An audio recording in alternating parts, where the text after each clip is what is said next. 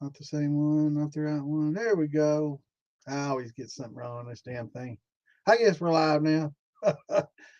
I was too busy looking at all the other settings, seeing if Damon left the last settings on here or whatever's going on this StreamYard software. It's set up, we all share it. And sometimes he has an intro and an outro and all this. And I have to look and see. I forgot to set up the script there. We can see some comments there now. We'll get it. We'll get it figured out here in a minute. Let me get these links shared and hopefully we'll get things improved. It's been a slow eat. We went out to eat with Mike Nichols and his fiance Michelle. Had a good dinner. And not feeling real good though. I don't know. It's not feeling real good today. Not one of my better days. I just started feeling bad right in the middle of dinner. I started just a wave comes over me, and every time I mention that, I start getting a little dizzy and nauseous and feeling bad. And people always ask me, "Have you ever your sugar checked?" And I'm like, "Yeah, my sugar's fine. They've checked it out. My blood pressure's fine. I don't know what the hell's wrong with me. Probably 'cause I ain't had nothing to drink." Yeah, I just start feeling bad. I don't know. Just comes out of nowhere. Doesn't have to be a stressful day. Perfectly normal, everyday day, and just all of a sudden, I just don't feel good. And it comes over a wave. It's just like hits you. We'll get through it though. Maybe after a drink or two and sitting there chatting make me feel a little better. It usually works. A lot of times it helps. So let me get these links shared. I got to open up all the groups first and then hope nobody texts me. A lot of times what'll happen is I'll open up, 10, 12 groups to share to and that I share to and somebody send a message and that bogs it down because it opens up in every single tab I get and it's like, oh no. Let's see now. Make sure I'm sharing the right link here.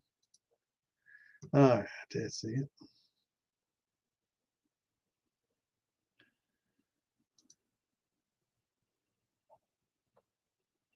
Oh, wait a minute, wait a minute, wait a minute, wait a minute. I think I might have gotten last week's. I'm glad I looked at that before I posted it.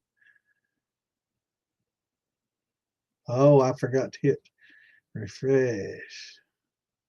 Yeah, that's a live link. That's much better. I saw a comment. I'm glad I saw that. I was getting ready to hit the post button. I saw a comment. I'm like, well, that looks like what JJ and I were talking about last week. That's not, man, it's bad. There we go. Now I'm hearing sound too, so I don't know where that's coming from. We'll get that figured out here in a minute. Let me get these links shared though. Probably come from one of these Facebook pages. All right, here we go.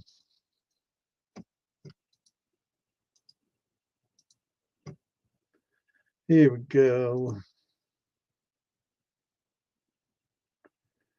I know I don't usually do it. I'm gonna put a big old at everyone on the Militia page. Just because I can.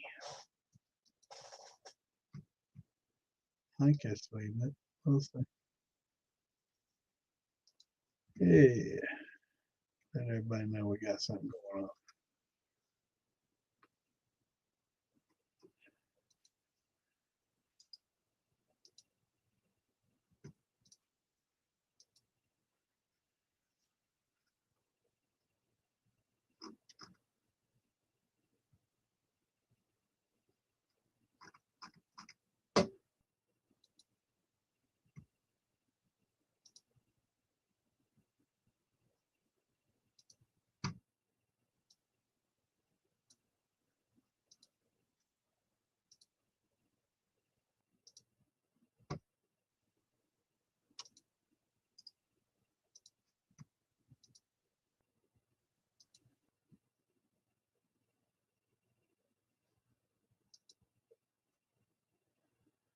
Get these links out.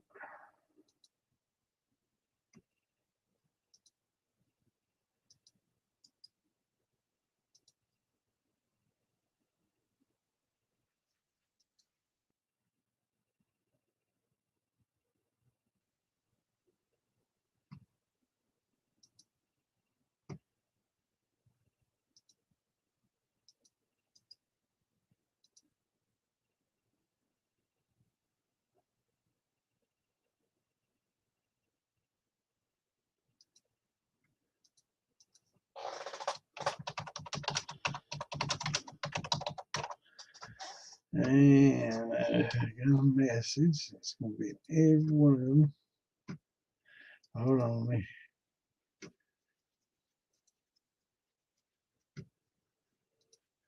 Get these shared.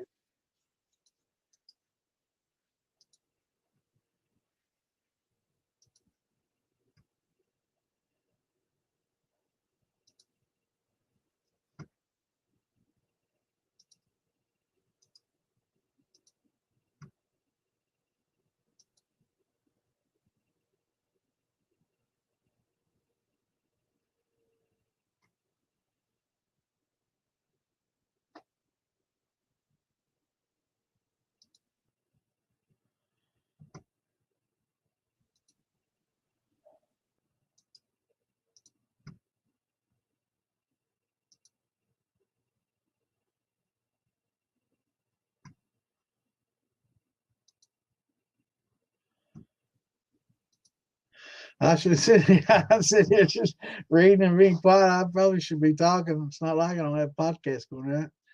I can't see comments yet. For those that just getting in here, just give me a minute. I got to post these links. And I'll get with y'all. I guess I should be sitting here all slack jawed reading. I try to read on the page, make sure that the page owners don't have a podcast going. If there is someone else's, I don't mind. But so, like Mark, if Mark has podcast, I don't post. So I always on each page, I try to look and see if him or Tracy or whoever's on each of their pages is doing anything live. I'll of course wait and let them get done with their thing and then post. So I'll scroll down a bit.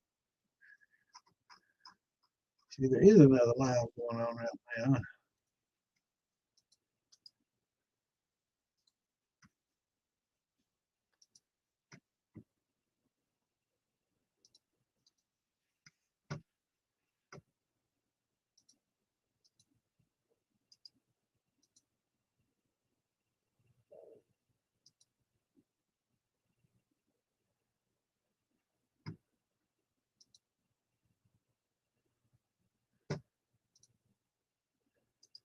A little bit of interest from some of these other pages I post to, and getting a few people coming over from there and want to learn a little bit. That's always good. I'll try to post to those and beginner sites so we can attract beginners here. Because I know a lot of times they have a lot of questions that they want to ask, but they get so many different answers every time you do that. It's confusing for a lot of people. All right, so let's see. I think it's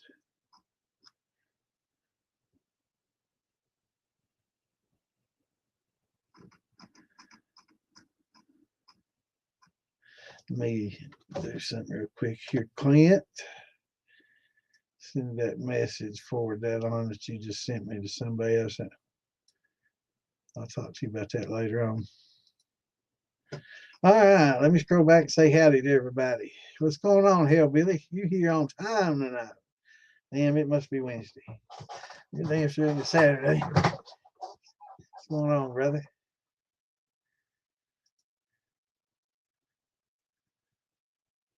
What's up? Going on, Chris? Good to see you here, bro. Run scheduled for the first thing Thursday morning. Awesome. So how is it working off pretty well? Remember you Saturday you was telling me that I guess it's your first run. Awesome. What's going on, Henry? Good to see you, brother.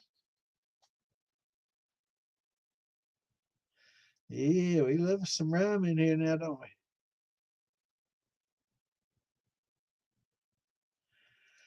Rum's pretty easy. It's simple like sugar wash. It's basically just adding molasses to your water and sweetening it up a little bit to get your gravity if you need to. So it's pretty easy to do. There are yeasts that are designed specifically for the rum to help it finish dry because there are some limit dextrins in molasses. Not all the sugars in there are fermentable. But if we add a little glucoamylase in with it, with our yeast, it will help convert those. Or I guess as you you know, heat the water up and add your molasses and kind of melt it in and dissolve it in. You can, when the temperature gets down to 100 or 90, not 190, but 90 or 100, I guess I should say. You can add that glucoamylase in about then before you do your yeast and let it get a little bit of a head start working on your limit dextrins, some of those oligosaccharides we talk about that are like 3 to 12 molecules long that the yeast just can't eat because they're a little bit too big for them. So we can break those down a little further. So some of those rum yeast will have that in it, so you don't have to add it separately. But if you're using a regular yeast, I suggest use it. You can if you don't want to. It's not the end of the world. They'll usually finish out fairly close. But if you start out like a 1.080 or 1070 or something like that, a lot of times it'll get down to like a 1010 or a 10015 or something like that, close to being done, but not necessarily dry. And maybe to some people's taste, a little bit still sweet. Um, but it's okay to run it at that point in time. You can run it. But a lot of people like to get, maximize their alcohol and get it finished out. And but sometimes when you let it get real dry and get all those sugars out of there and let it get extra dry, and that can carry over. So some people like that flavor carrying over, and some people don't care for it. So it's sometimes best to do it at 1.0. So experiment a little bit. Run it at a little 1.010 without the glucose when you're doing the rum, and see what kind of flavor you get there versus the 1.000 when it's just perfectly dry, done and not dry, and then maybe a 0.980 or 990 or something like that when it gets just even drier, when it gets real dry, and see if you can pick up on the nuances of the difference in flavor. But yeah, we love us some rum. I like using brown sugar, the dark brown sugar in a lot of my stuffs, and like in bananas, sometimes pineapple. I'll use some brown sugar with that just to give it a little extra. It's kind of a combination flavor. It gives a little bit of extra grunge from that rum and a little bit of that molasses flavor along with the fruit. Sometimes works pretty well. It works well with banana and pineapple. I've not experimented too many. I've not done it with apple yet, but I will try it with apple and see what that does with an apple. But try to mix it up a little bit, and get some different flavors, some unique flavors. What's going on, Curtis? Good to see you, brother.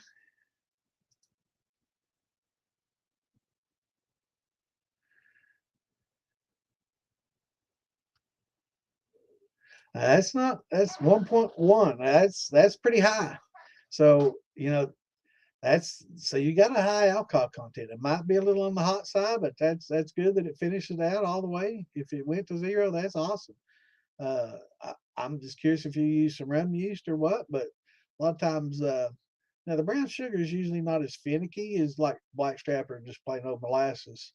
So generally, brown sugar is basically just regular sucrose with molasses mixed in with it, right? So, and the the dark brown sugars just has a higher content of molasses. And I use that dark brown sugar, but it's generally not as finicky as just like straight molasses and then using a little sugar to bump it up.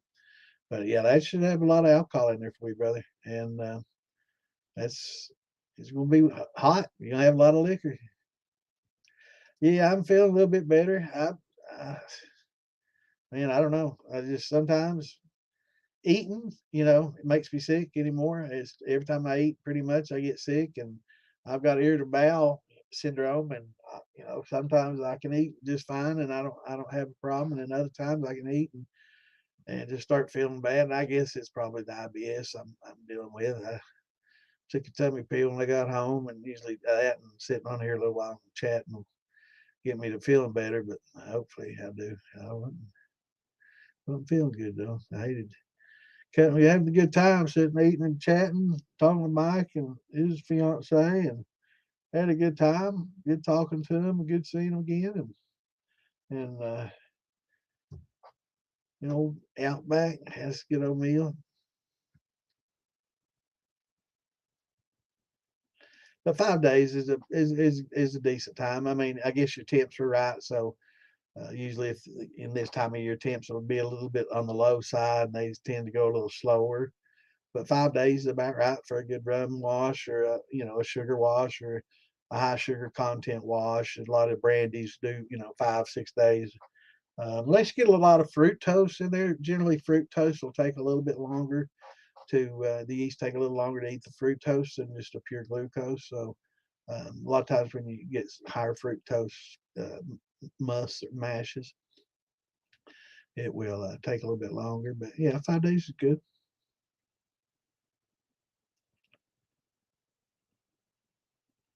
Awesome, brother. Yeah, it looked awesome, man. It looked really good. I definitely appreciate it. I knew you selling yourself short and you said that touching it up be above your pay grade. I knew you had it in you, man. Just being modest. It looked awesome, brother. Yeah, it's hard to get rum dry. If you add the glucose, it'll work.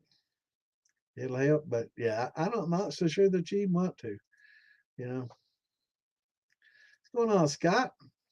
Dang, I'm on time. Everybody's on time tonight. That's good to see, man. You can tell it's a Tuesday night. I did say Wednesday a minute ago, didn't I? Tuesday night. So yeah, I'm glad we moved to Tuesday night. Hell, Wednesday nights when Moonshiners comes on at 8, right? So we can't do a podcast at the same time as that. Nobody will be watching us when they watch Moonshiners, right? So yeah, we on Tuesday now. Use the old deity. 82. That's a good temperature. 82 is a good temp for that deity and for what you did this time of year especially. So yeah, that's why you got a good 5 day turn time instead of 7 to 10 that it'd been if it'd been in the mid to high 70s. So that's good. 80's good for that yeast anyway. I'll say for the 80 yeast. But for for like the EC 1118, a lot of people like to use. People don't know it. That's a champagne yeast, and it actually prefers temps in the 70s. So I try to recommend it during the winter time, just for that reason because it's a lot more temperature tolerant than some of your bread yeast or your dating yeast. But 82, you spot on with that, so it'll work well with that.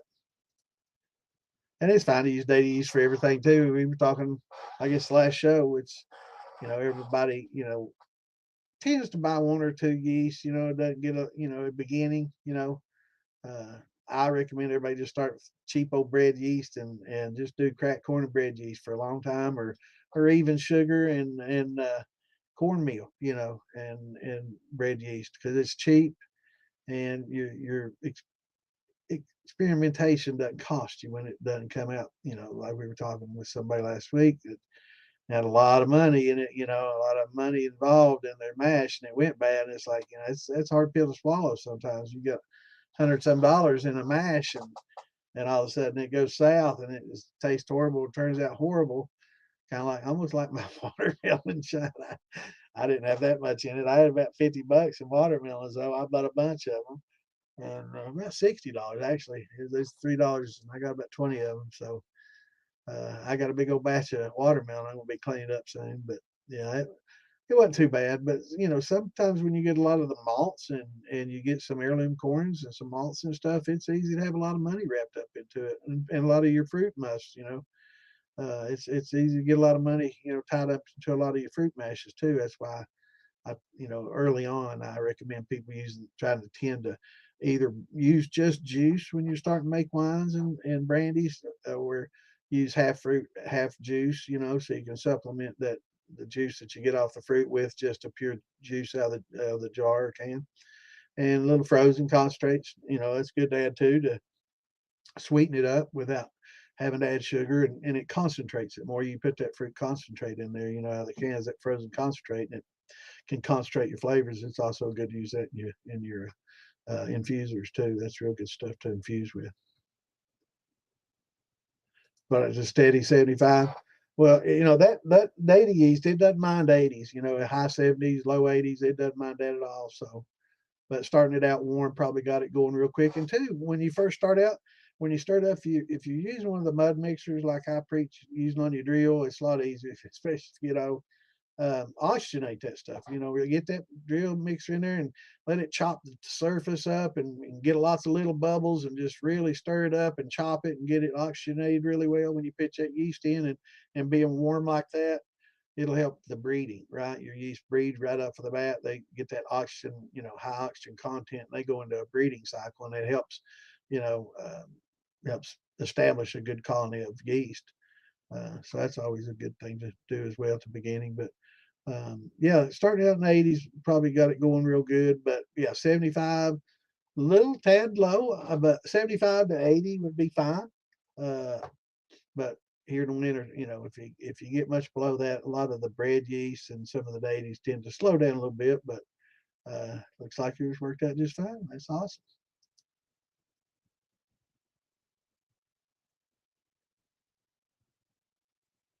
Yeah, yeah, it does. I've seen it, get stuck at 102.02 for sure, and without adding some glucoamylase in there, it won't finish out any less than that, unless you just want to let it sit forever and ever and ever and ever. And then actually, I think it's other things in there, like little lactic acid and lacto might be eating some sugars and stuff. You just don't see the infection on the top, but yeah, it can take a bit. No problem, bro. That's what we're here for. And I'll just big happy family come in here, bring you questions, and we'll get you hit going and try to help out any way we can.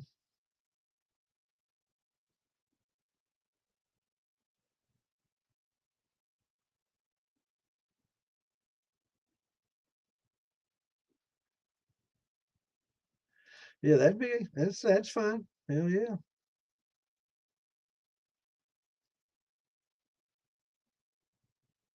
That'll definitely add some flavor to a neutral for sure. It's just regular sugar. A lot of people, it's a great starter, but it's also good to run every once in a while when you don't have anything else to do or nothing else, nothing's on sale, and you don't want to go buy some corn, you don't want to fool with it, you just want to make some damn liquor. I've done it many times, man. It's like, fuck it, I'm just gonna make some sugar shine, man.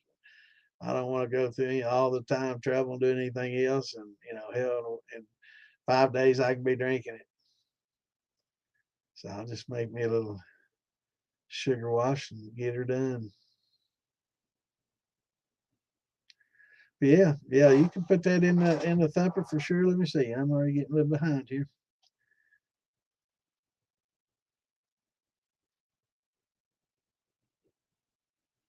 Yeah, I like bananas in it with mine as well. I do about the same combo there, Scott.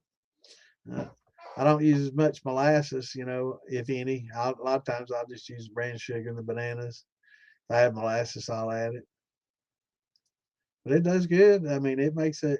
That's actually the base of my uh, root beer.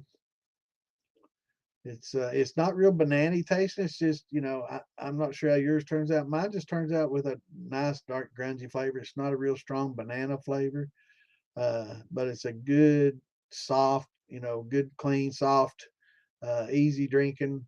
But it has like a note of grunge, and it's about all it has, And I was like, well, I was going to make some root beer with some, or I was going to make some peanut butter with it. And somebody said, well, you gotta be careful with that peanut butter. It can make it bitter. And I was like, this is awful good stuff. I'd hate to mess it up and make it all bitter and shit. And I'm like, I think I'll just do my root beer with that. This grungy flavor with that root beer would be pretty good. And man, it starts out with root beer, hits that grunge, and then finishes with root beer.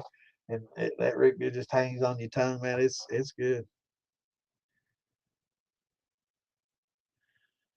225 gallons of water. Oh, what? You don't put that much water in it. I was gonna say I know better. I was gonna say you probably got that getting that Clint syndrome with auto-erect. What's going on, O'Sheen? Good to see you, brother.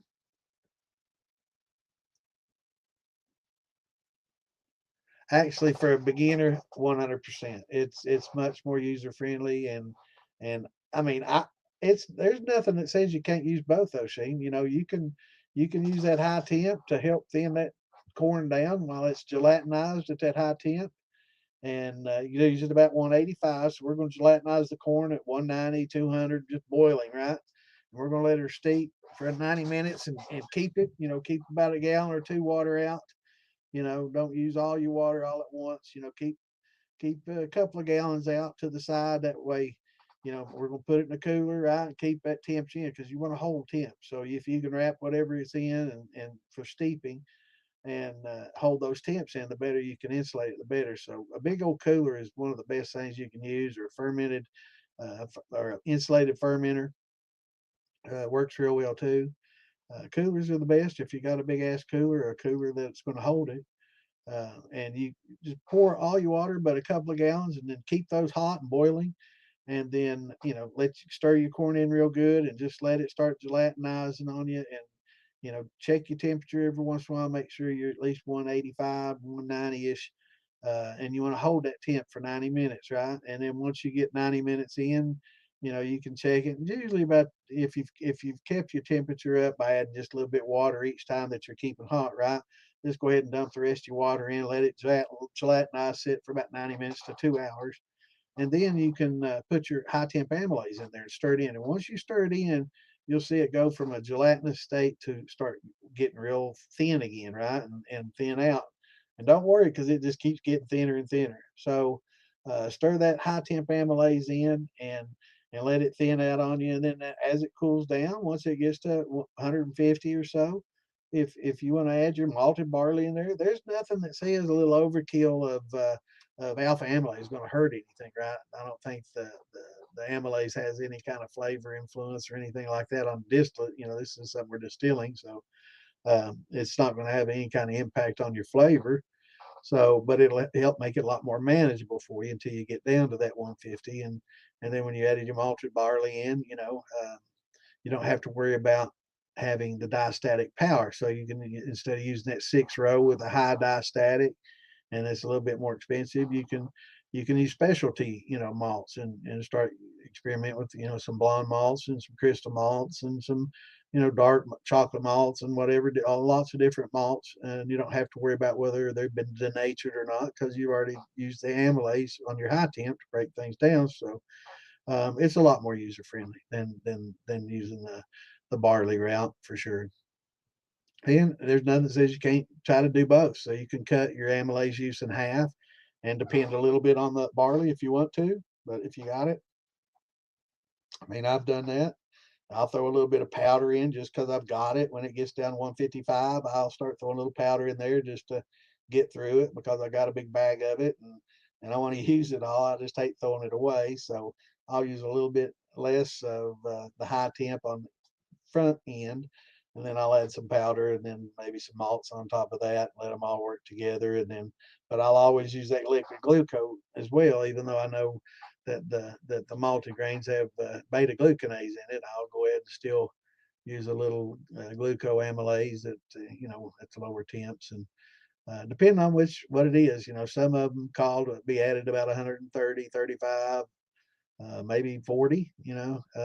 Some want you to add it at 100. So I think it depends on the source of it. Some are bacterial, some are fungus sourced. So maybe the source of them, denature at different temperatures. I'm not haven't really totally read up on that, but I do know that some of them do denature at different temperatures. So just use on the package, if it says 140, it's going to be okay to use it at lower temperatures too. You just don't want to use the lower temperature one at the high temp, right? So if it says 100 or 110, then don't add it at 140. You just wait to the 110 to add it. So but yeah, it's for beginners. I would definitely depend on the high temp, and it's nothing wrong with using a little bit of that, regardless of whether you're going to be using malted barley or not. If you're not using malted barley, of course you want to use it full strength, and if you're going to be using malted barley, you can cut it in half as long as you got a sufficient amount of malted barley to finish it off, right? So to make sure, sometimes just go ahead and use your alpha at full strength, and then use your 2-row and not even worry about it. That way you don't have to have 20% of that to make sure you get the conversion. You can use whatever percentage you want, for flavor.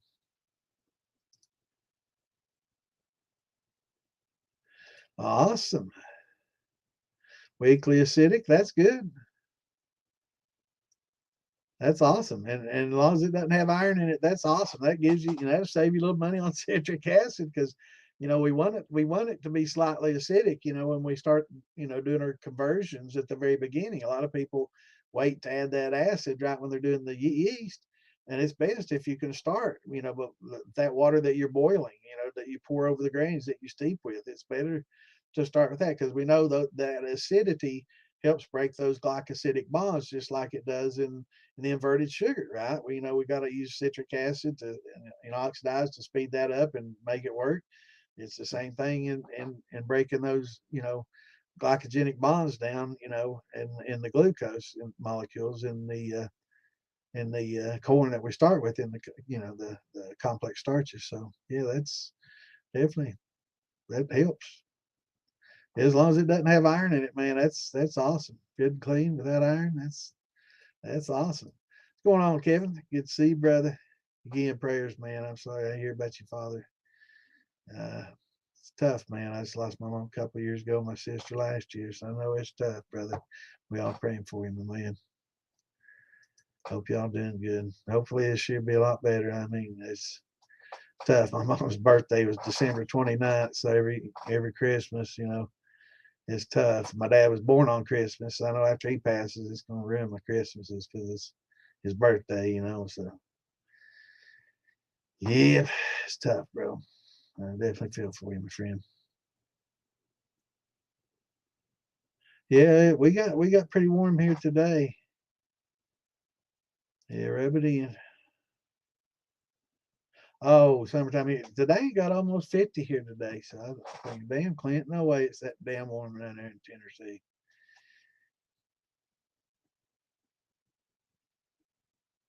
Is Moonshiners on tonight? I thought it was on Wednesday night. Wait a minute, wait a minute. New episodes Wednesdays 8 p.m.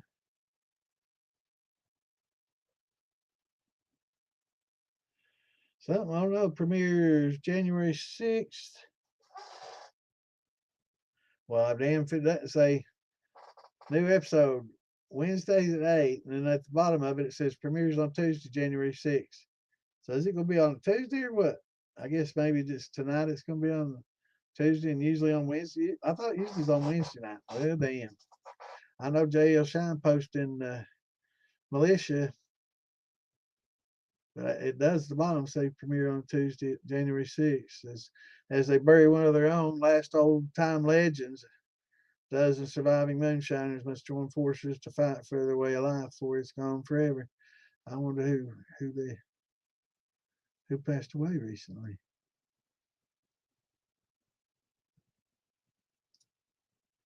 Well, I hate to hear that. I hadn't heard. I ain't been really in the loop though. I ain't been online a lot. Well, I'll be damned. So I guess it's on tonight. I don't get that channel anyway. So what's going up, Slacks? What you doing, brother? I know you probably said that 20 minutes ago. And I'm sorry, that's 15, 16 minutes ago. I'm behind as usual. I hope you're doing well, my friend.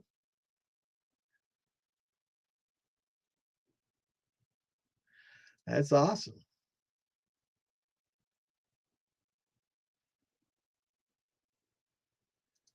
That's awesome.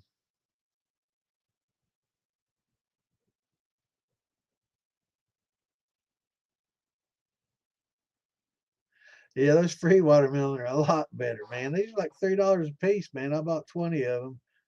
And I bought different kinds too. I bought the seeded long, variegated color ones. And then I bought the small seedless dark green ones that are, basketball shaped. And then I bought I guess the hybrid that was variegated but seedless and round. And I will say the dark green was made the best wine mash out of all of them. The dark green seedless round ones. The seeded ones were a pain in the ass to get all the seeds out and to mulch them up. I didn't use pectic enzyme and I didn't use any of the rind. So I'm told by some people that the rind makes it melony taste not good, and other people say you need to use that rind, it makes it taste good. So I get mixed reviews on that, but yeah, I took all the rind out and I strained everything. I just used the juice, so I didn't get any of that pulp in there at all. I strained it all out, and it was horrible. And it was really warm though. It was real warm, and I used that Data yeast, which probably should have just used, or I'm sorry, I used DC 1118. I probably should just do Data or something for a little bit warmer temperature. But it was, yeah, it was in the 80s, mid to upper 80s, and finished quick and sat a little bit longer than it might have should have at that warm temperature. I should have probably run it as soon as it was ready and let it sit for a week. I was busy, and then I ran it like the week before, farmed a bottle, and I didn't have time to rerun it or try to re-infuse it, and it just didn't come out well at all. Didn't like it. I'm gonna clean it up on a column and make some neutral out of it, do something with that. What's going on, Cave Daddy? Good to see you, brother. Awesome cornbread. I got you.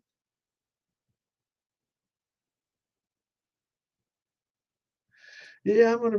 I think that yellow label angel yeast was originally designed for using with rice, to help convert it so you don't have to use any other enzymes. I guess it's got some endogenic enzymes built into that yeast, kind of like what they use with the rum yeast. They're including some enzymes with their yeast. So I'm pretty sure that's what they're doing. But it's a unique enzyme that you can cold mash, right, with your corn and not have to gelatinize or anything like that. But it just takes quite a bit longer, from what I've been told. I hadn't done it yet. I'm going to.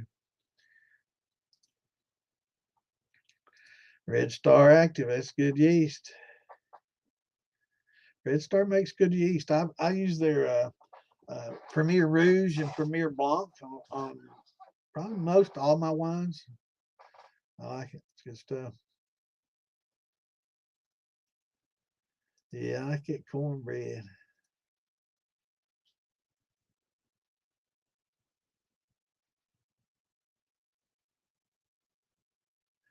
Yeah, it does. There's a lot of people that don't realize a lot of these heirloom corns make pretty damn good cornmeal for cooking too.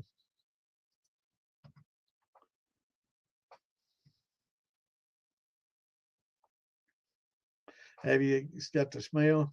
I didn't get much smell or flavor from it, but it was good. It was a good shine. I'm not that far behind. They do. Yeah, they really smooth it out a lot. It's kind of like oats almost. Really. It's a huge cap. Be careful if you ferment it for the first time. Give it plenty, and I mean plenty of room, half the fermenter room, because it'll make a big ass cap. But it really does make some good smooth liquor. I was expecting it to be a little bit hotter because of the brown sugar and being a lot of sugar involved, and it wasn't. It was pleasant. It was grungy and good. I like it. Oh yeah, I'm glad you reminded me of that. Uh, Bever has their stills. If you go to the Bever site, you can still get those 18 and a half gallon footballs right now for $208, 208.90, I think it is. And that sale be on till the 14th. So if you're on the fence about getting one, might be time to pull the trigger. Right? So yeah, 205.80 or something like that. Yeah. So it's definitely a good time to give her a shot if that's what route you want to go. It's a pretty good price for a cook for an 18 and a half gallon stainless cook pot to begin with, and you're getting all the other goodies to go. So you can just tell your old lady you're gonna get her a pressure canner, put the little pressure rigs on the top. Um, but I took the end cap and tapped it and drilled it. I bought a little uh, the weighted thing. It's 5, 10, 15 psi. You just turn the weight and add it to the little steam thing turner and a gauge, and make a little pressure canner out of it. It does have the false bottom too, so you can set your jars on there.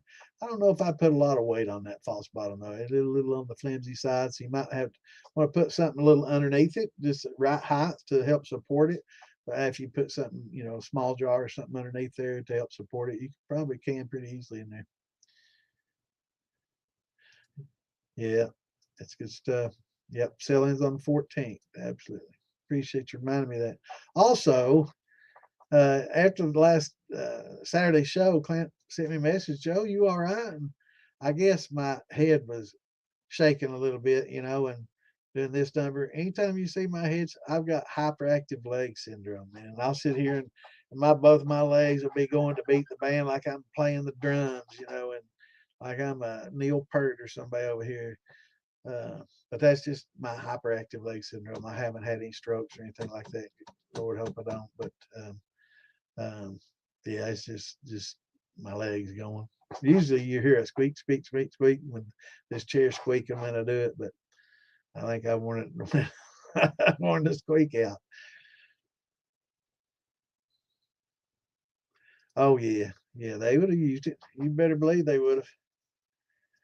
And the hydrometer, for $4 or $5, put that thing in there, tell you how much sugar. If you need to add a little bit more, not instead of having to taste it and do guesswork, you damn straight they'd have used them. If you could have got them for $4 to $6, and back then, today $4 to $6, I mean like $2 back in the days. Hell, yeah, we'd spent $2 all day long to get a hydrometer, to measure that.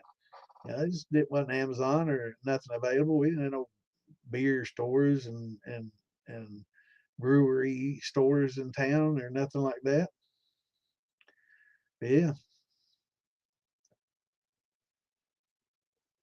that's right. It's what I say. Just use a little bit if you want to, just to make sure that you get.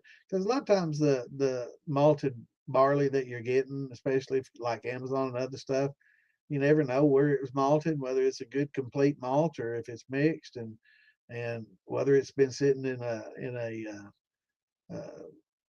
warehouse somewhere on the top shelf where it's 150 degrees and getting hot up there, and how old it is, all those factors can kind of take away a little bit from its effectivity in the effectiveness. So yeah, it's always best to add a little bit.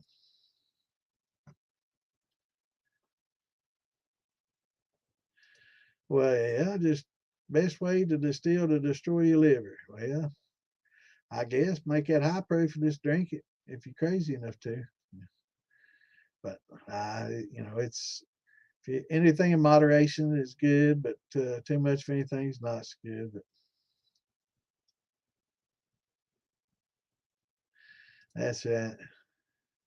I like feeling my liver quiver. Yeah, don't make cuts. Drink heads. There you go. That's right. Moderation. And sometimes at Maggie Valley, we throw that idea out the window. What's going on, DJ? Good to see you, brother.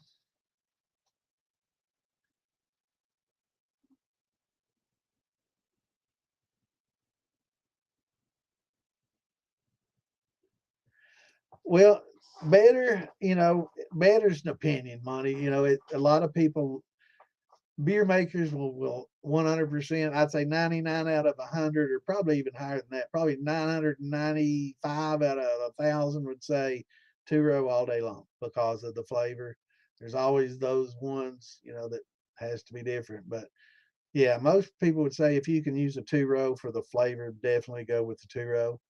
And it has a less diastatic power. So if you're strictly dependent on its conversion diastatic, you're going to have to use a little bit more of it.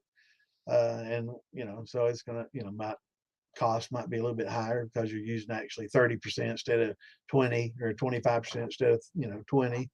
Um, but yeah, for flavor wise, most people tend to prefer the two row, and the six row is kind of an American thing. It's got a higher diastatic, and it's usually mostly in distilling. For that reason, a lot of beer makers don't pour with it. They don't care about. They don't need that high diastatic, right? They're just going for 6% beer, right? So they don't really care, and they go more for flavor. And But yeah, if you're using liquid amylase, then you can use that 2-row and get the best of both worlds. You get the good conversion, whether it has it or not, or you can get some of the crystal malts and some of those other things that they usually do with 2-row, and not even worry about diastatic power at all, because the process of making that crystal or chocolate malt or dark malts and all those others, and is denatures the enzymes in it. So um, it's best to use that liquid. But yeah, 2-row, most people would prefer a 2-row because of the flavor. But again, that's an opinion thing, you know. Some people, you know, some people like that low shelf stuff too. But yeah, most people prefer the 2-row for the flavor.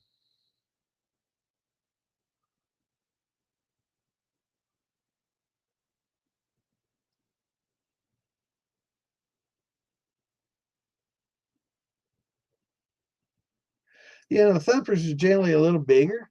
Jar rigs are used primarily for infusing flavor. That's why, you know, they're small. You can add your flavorings in there, screw it in, and let it get that flavor. And once it gets watered down, the flavor, open up the bypass, undo the jar, put another jar in there, and you know, and open the bypass back up, and go right back at it.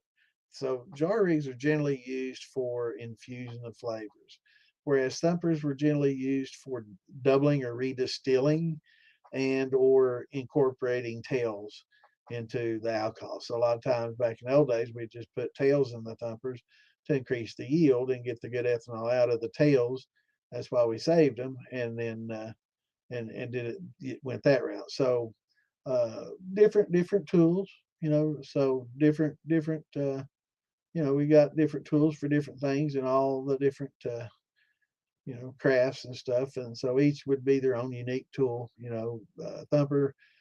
Big thing about a thumper is it's generally larger, so it's hard to infuse in it. You'd have to add a lot to it to infuse with it. A lot of times there's not drains on them or a way to get the liquid out to redo it, so you'd pretty much be stuck with everything that's in there. But if you have a drain on it, you know, I guess you could use it for infusion and flavors, but it's going to take a lot of flavor, right, and a lot of stuff to add to a big old thumper versus a small jar. So that's why you see, you know, sometimes you'll see people using both.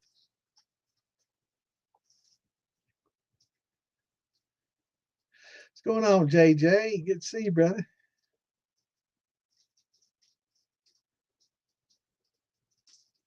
Oh, is Sue in there tonight? That's good. Let's see. I have to try to catch it. And you know what? I can watch about any damn thing on YouTube afterwards. But man, old Magilla, they must be on the ball, man. I can watch any sporting game, any fight. I don't care what it is. I can find it somewhere on YouTube after. Try finding freaking moonshiners on something. Hell, man, they strict on that shit. I guess they go after him. What's going on, Gary? Good to see you, brother. Glad you got us on here, brother. I can't believe they're doing Tuesday night. I thought it was Wednesday night. Damn.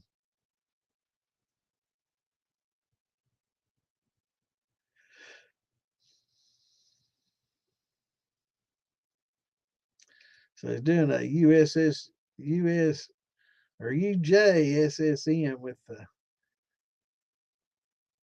Corb.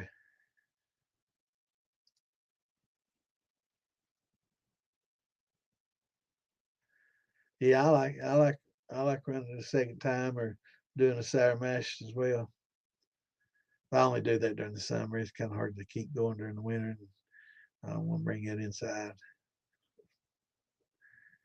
Not real popular with the old lady. Especially, I did a little dunder pit for the rums. Yeah, those can get quite odoriferous. Uh, a proper word. Man, they get smelly and flies and yeah, it's bees attracting bees and everything. Yeah, man.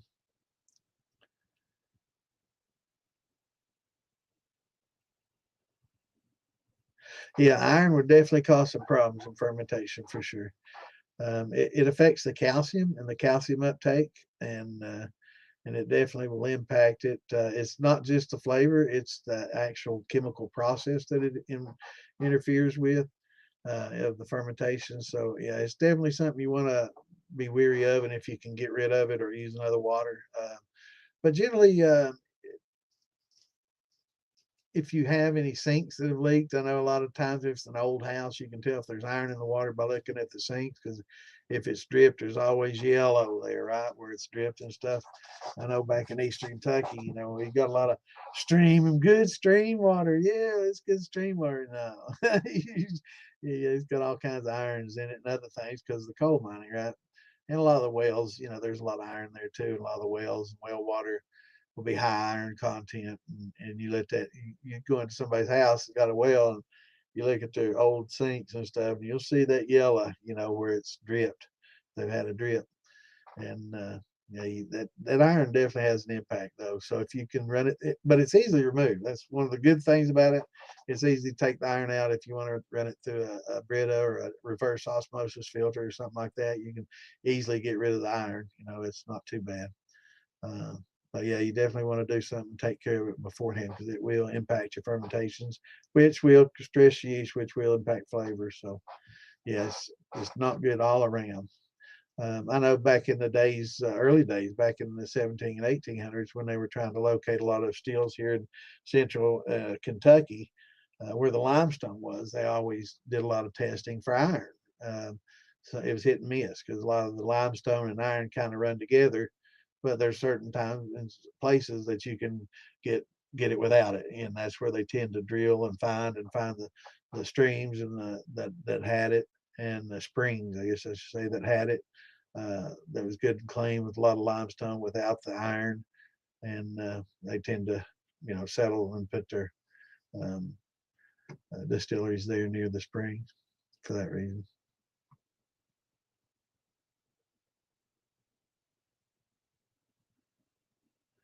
No, it's nothing wrong with slowing down drinking. Lord, I have. I don't drink near as much as I used to, and I drink more wine now than I ever have. Growing up, I really wasn't a big wine drinker, but now I'm appreciating it a lot more and drinking it, and I don't drink as much as I used to. It's got to slow down, and especially if you're one of those that over imbibe. When I was younger, I tend to drink a little bit more than I should have. That's a nice way of saying it. And do this stupid shit, and but we all grow up and learn, so we learned to regulate it. And I went a long time without drinking at all, and kind of got my body right as well. And now I don't drink as much as I used to for sure now. And when I do, I can take a few drinks and then stop.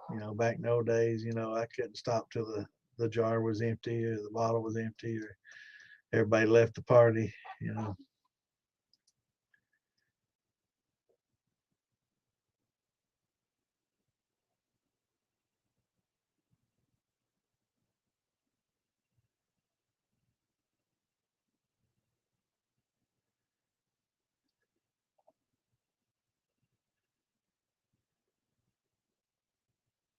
Yeah, it does. It affects it. Just it's easy to filter out though because it's iron and it's a heavy metal, and it's pretty easy to filter out most of the Brita and that type filters, and definitely in the reverse osmosis filters. So yeah, it's easy to get it out of there. Yeah, right. Sodium and iron. Yeah, and that's why a lot of people have the wells. They've got salt treatments, right? They got the salt treatment to help soften the water and get a lot of impurities out and giardia and other things out. And of course, that makes it real soft and add sodium to it, which also isn't good. So if you got a salt purifier or you got a lot of iron, it probably, try to find another source if you can, or use a filter, use a good filter, and that'll help you out a lot.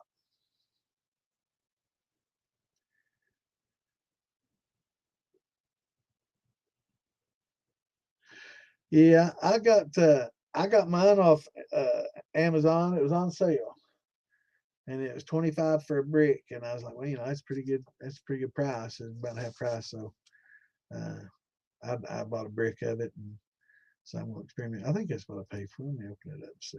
I got it cheap. It's on sale. I'm not sure what it is now though. Let me look and see.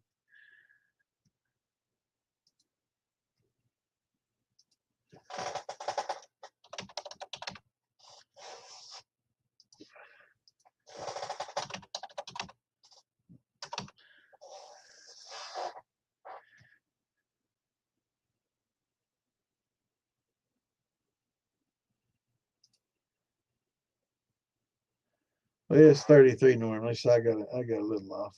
It's normally 33. Let's see what I paid for it.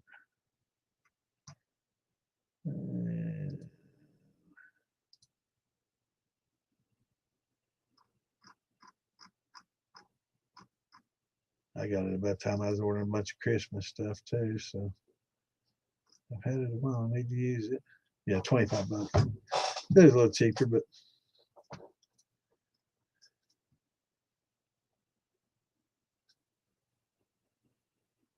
does it take that much? Damn.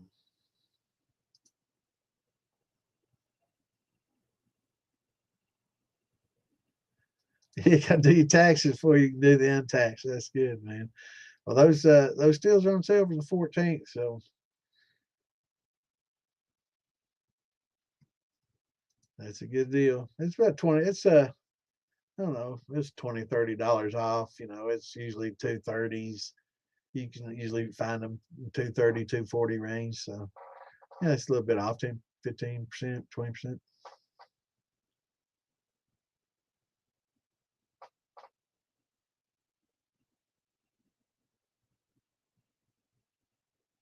Yeah, you can do it slowly. Yeah, I mean, as long as you keep that temp, all as long as all the corn that's in there has been in there at least, that's the thing, at least 90 minutes to 2 hours, then you're good. You can't overdo it. You know, I guess you could, but you can't over steep.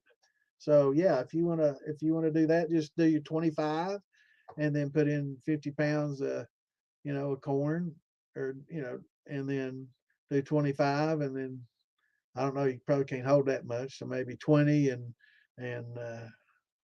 40 pounds of corn, just do about 2 pounds per gallon, right? So do about 20 gallons and then 40 pounds, then do it again, and still be pretty close to the top. You gotta leave yourself a little room for a cap. But yeah, you can do, you know, 15 at a time, I guess 15 and 30, do 60 pounds and 30 gallons in that 55, probably be about a good way to go. Just do, because 25-gallon, pot, it's going to be to the very top. It's going to be heavy. So maybe just do 15 at a time twice. And yeah, and you can, add that corn as long as the corn you put in last is in there at least 90 minutes to 2 hours, and you keep your temp up. Yeah, you can, it's not going to hurt it to overkill, right? To have some that's going 2.5 hours, right? So yeah, you can do that, no problem.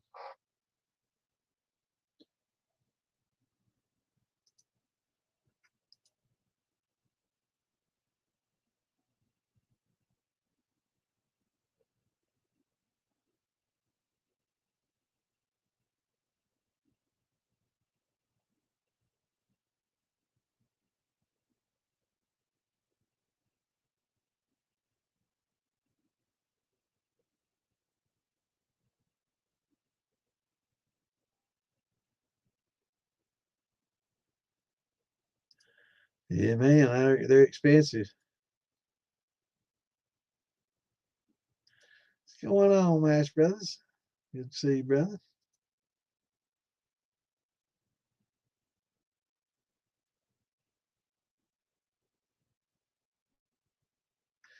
What's going on, Miss Lisa? Good to see you in here.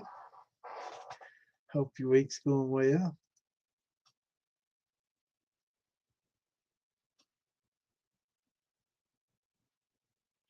Yeah, that's a high, that's a high barley run there. That'll definitely make a good lager.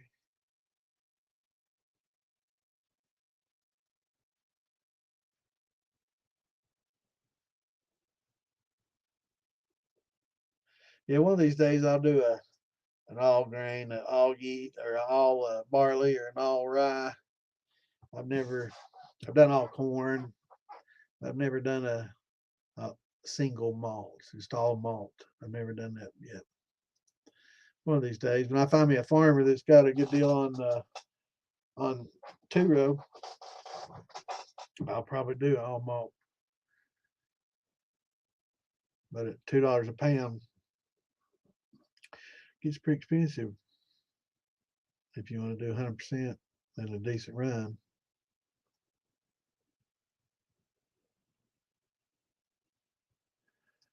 May have to scroll back or watch it after we're done. I can't control how they scroll by. I don't have any control over that. It's just as somebody asks them, they go automatically, Ocean. So I'm sorry, but after the podcast, it'll be still here, and you can go back and watch it again. It'll be here all week, and you can just hit pause and write stuff down if you need to, or rewind, and so you can hear me say it. Sometimes I don't speak real clearly, and I speak real country. Sometimes people don't understand me well, or sometimes my chair gets all squeaky and it's hard to make out what I'm saying. But yeah, after the show, you can watch it again. Just if you want to make a little note of what time it was done, it can help you rewind and fast forward it to that specific time of the podcast, and you can get it right now. We're about an hour in. I guess a little over an hour on that. I'm a little bit behind, about 15 minutes behind, but we're about an hour into the podcast. So just make a little note of when the podcast. That way it'll be easy for you to rewind and read. But continue asking your questions, and you can just write down when you ask them and when I finally got to answer them 15 minutes later, and you can easily scroll back and check them. I wish I could control that, but as anybody comments, that's what causes them to scroll on. Actually, I'm 10 minutes behind. You said this 10 minutes ago when I didn't even didn't catch it till now. What's going on, Mark? It's about that time. Oh, wait a minute. Where's that? Yeah, here it is. I'm drinking a little something different tonight. Oh, honey shine. Compliments of Mike Nichols. He wanted me to give this a taste and do a little review on it. So we'll definitely have to do that. This is some honey shine. They keep honey bees. So he makes some honey shine. Got a good nose. Yeah, it's got a good nose to it.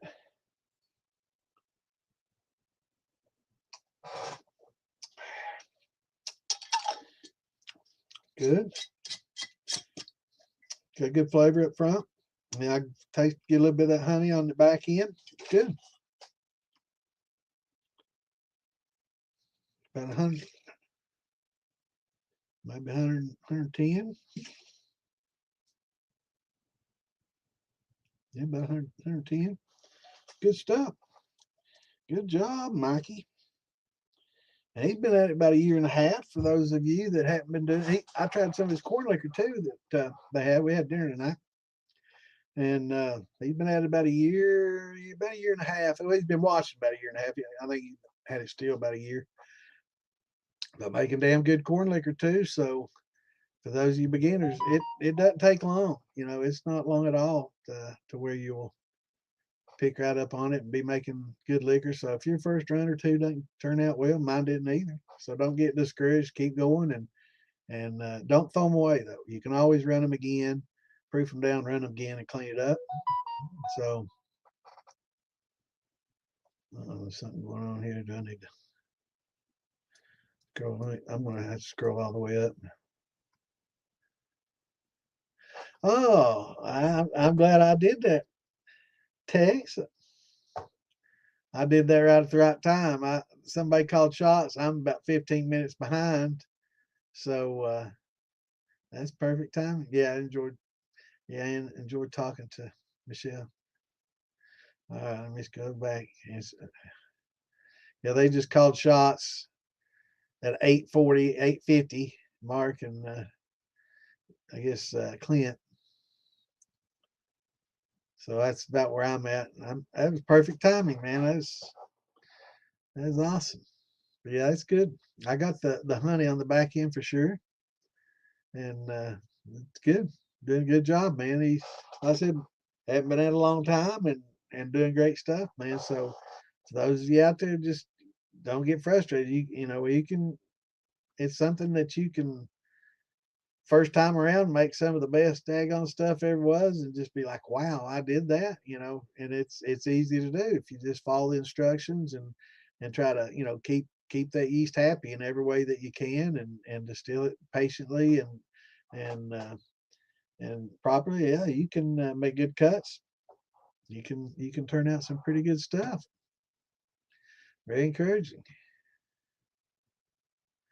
But if we miss any of your questions, if I miss it, ask it again. So if we because it's easy. I try to stay up on things and I get behind, so I'll scroll and hopefully I don't scroll past a question. I scroll past a little bit of conversation between Clint, somebody else if he's helping them.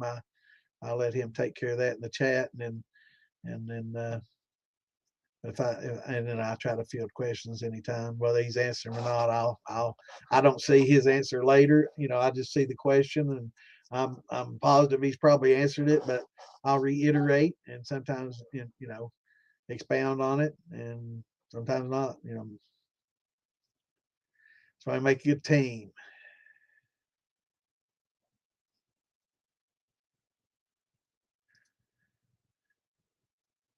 Yeah, actually, you can still get malt. You can get um, LME malt extracts and use them. Yeah, yeah, you can still get them. Now, it's not like malt liquor. Back in the old days, yeah, you get the malt liquor and all that in the cans like beer. When we talk about malts now, we're talking about it's a different malt, and then like malt extracts, you can still get LME and liquid malt extracts. I toy with those some, um, and DME dried malt extracts. Yeah,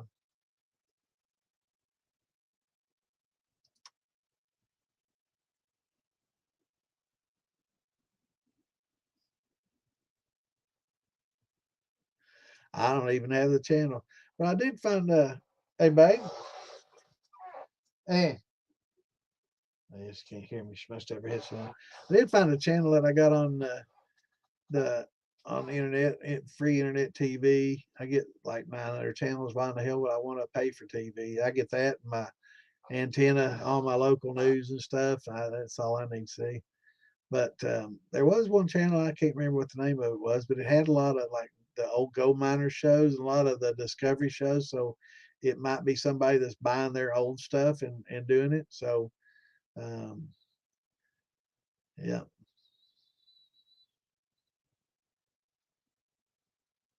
but that's hopefully I can find it on YouTube. Man, they tough on them, man. It's hard to find them on YouTube. If you find it, somebody finds it, send me a link because it's tough to find. I ain't encouraging wildcatting and copyright violating, but I wouldn't mind watching it. I know JB used to post them all the time. I don't know if I'll have to check his website out and see if he's posting them up. He used to post them all the time, and some weeks went by he wouldn't, at a time, and then every once in a while he would. And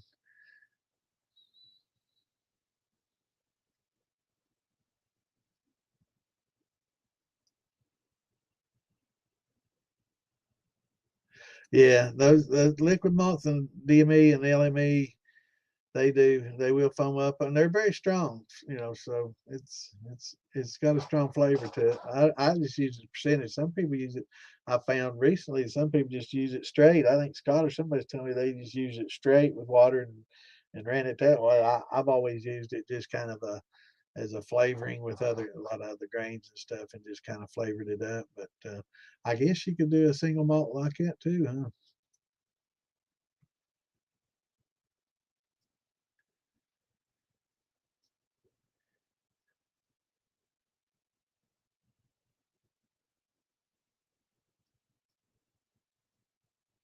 Yeah, it's fun to malt. It's time consuming. If you do it on a large scale, it's a lot tougher. But for us, doing it small scale and just spread it out on a screen, as long as you got dried up, you got a place that you can put it out.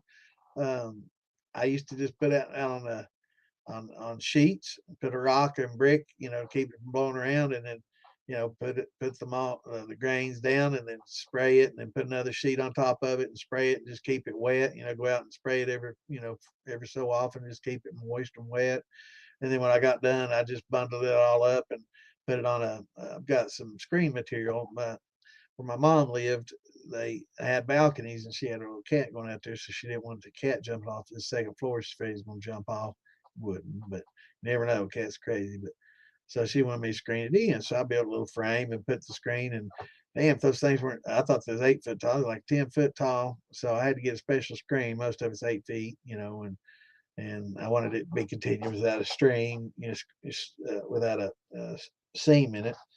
And so I built frames and put it out there on her patio and stuff. And I had a little bit left over. And a lot of her neighbors were like, "Can you do that for me too?" So I had a good little side business going on putting those up. So I got a little bit of leftover screen material from that.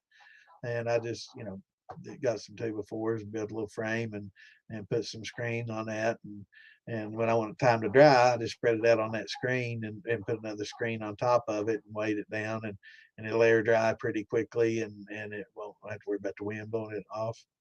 And that works out pretty well. If you got the time, room, and the ability to do that, it works well. But then you gotta, kind of work it back and forth and get all those little legs off that are dried up, because they're a little bitter. If you can get most of those off, those little radicals off, that's best if you can, because they're pretty bitter.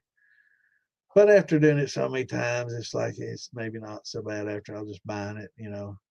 But I'd like to find a malt house, and I'm sure we got some around here, as much liquor as we've got here. So maybe that's something I'll do this spring, is try to source a malt house that'll sell to average Joe coming in. Most won't fool with you. Most of these places just contract out to the, but time for another sippy sip. Most of these people just contract out to the big guys, and they don't fool with you, which is why I like Firm Solutions. They most all their work goes to the big people, but they'll still deal with us little guys too. I like that about them.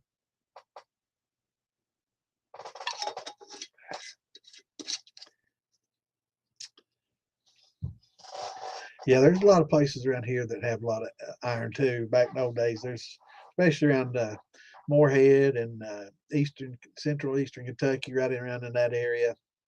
There's a lot of iron, mined commercially back in the Civil War and stuff, and you can still see some of those, I guess, chimneys and stuff that they used to smelt it in.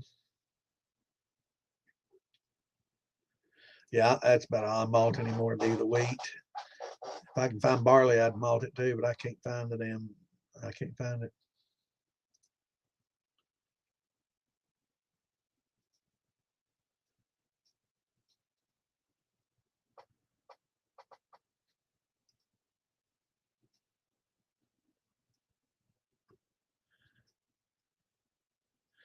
What's going on, Frank? We talking about whatever you want to talk about, brother. We don't have a topic tonight. We just answering questions and sitting around jabbering. Hurry back, brother. You're probably back already. 20 damn minutes. Y'all asking questions faster than I can scroll. What's going on, Chris? Good to see you, brother. I'm almost 15 minutes behind.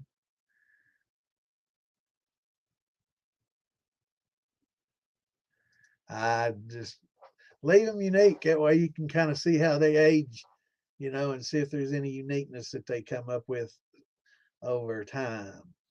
It'd be a good experiment. I'm not sure. I think the 14th is as long as that sale's going on, but they have sales all the time. It's again, it's 239, 240 ish. Actually, let me look here on eBay real quick. I know I'm behind. I'm gonna do it anyway. Hit my buddy JJ. Let's see.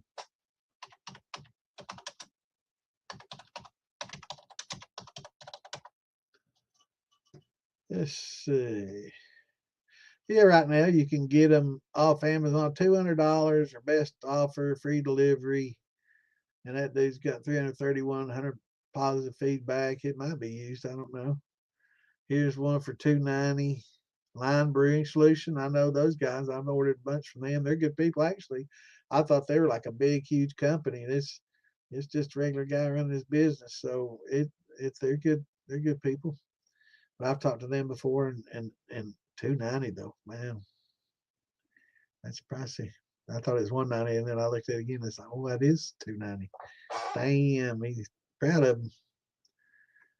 But usually around 230. Let me see if I can.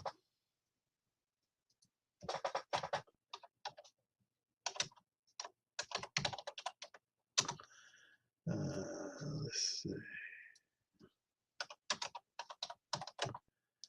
I get a lot more that way.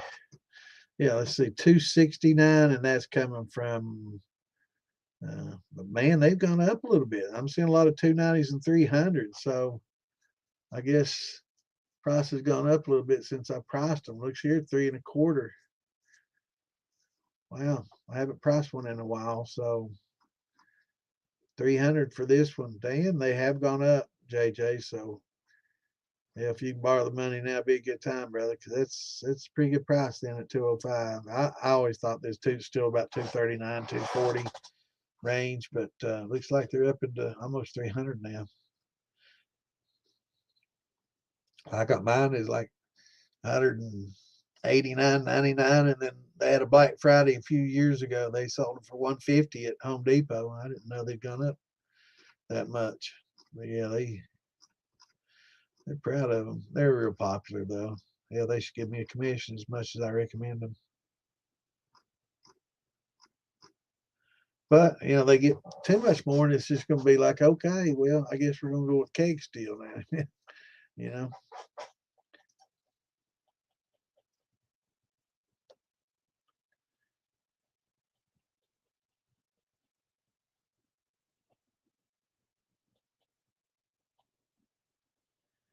I like reading Clint's auto correction and his mess ups instead of just Judy's. I Judy keep. I like to read him. It's funny. He does a good job though for somebody typing on his damn phone. He can keep up with better than I can. He's having to type it, but I do get a little bit long winded sometimes.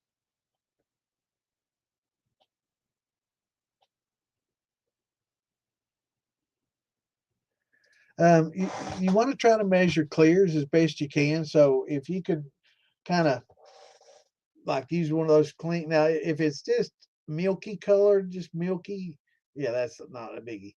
But if it's got like particles in it, of like your cracked corn or your particles, yeah, you don't want to get that in there. But if it's just milky, as long as it's not holding it up, yeah, you'll be fine.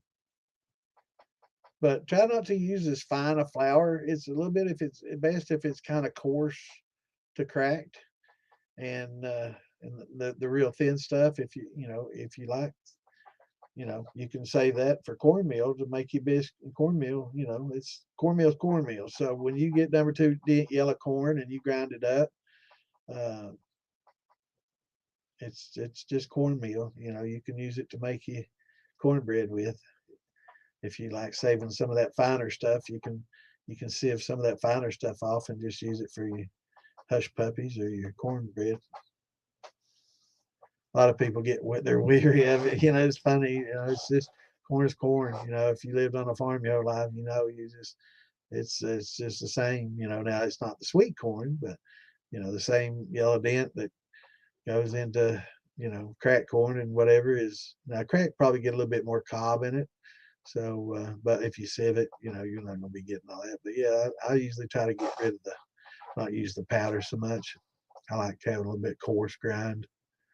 And crack's good. They say about 6 to 8 pieces from one kernel if you can get it that small. Hard to point, but that small a piece, but still a piece instead of a fine powder. A lot of people like grinding it fine, and they say it's easy to convert and gets better conversions, which I'm sure it does. But it's a lot harder to clear, and you have to just be patient. But yeah, if it's milky from just a little bit of from the real fine flour, that's going to be okay. You just don't want a lot of particles floating in there with it, like from the cap and stuff, right? So, yeah.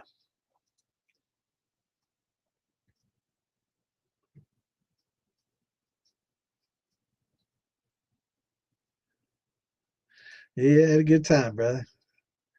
Thanks for dinner and for the jar. It's good. What's going on, Francis? Good to see you, man. I'm glad we're entertaining you, brother.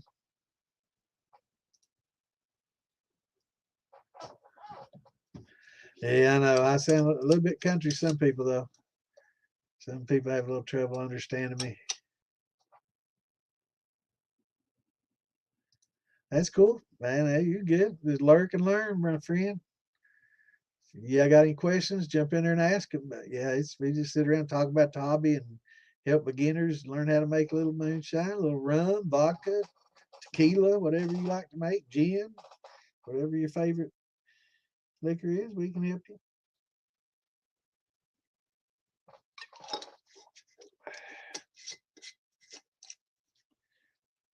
269. I saw it in comments, JJ. Yeah, hopefully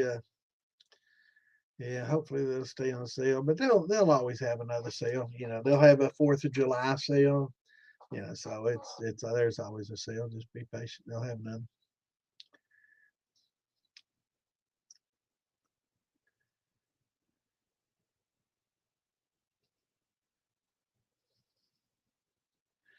Need a small barrel on it. Yes, man, it's good honey shine too, especially on that back end. And he got his honeybees. He be gonna make some mead and some honey shine. And some smoked honey, some barrel cured honey. That's good stuff too.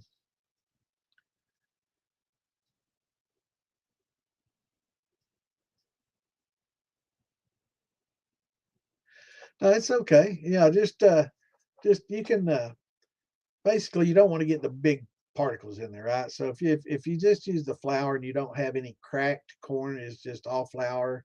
I mean, I used cornmeal for ages, so yeah, it's I know what you're talking about. Yeah, you can just make sure you don't get any big, thick, heavy solids in there.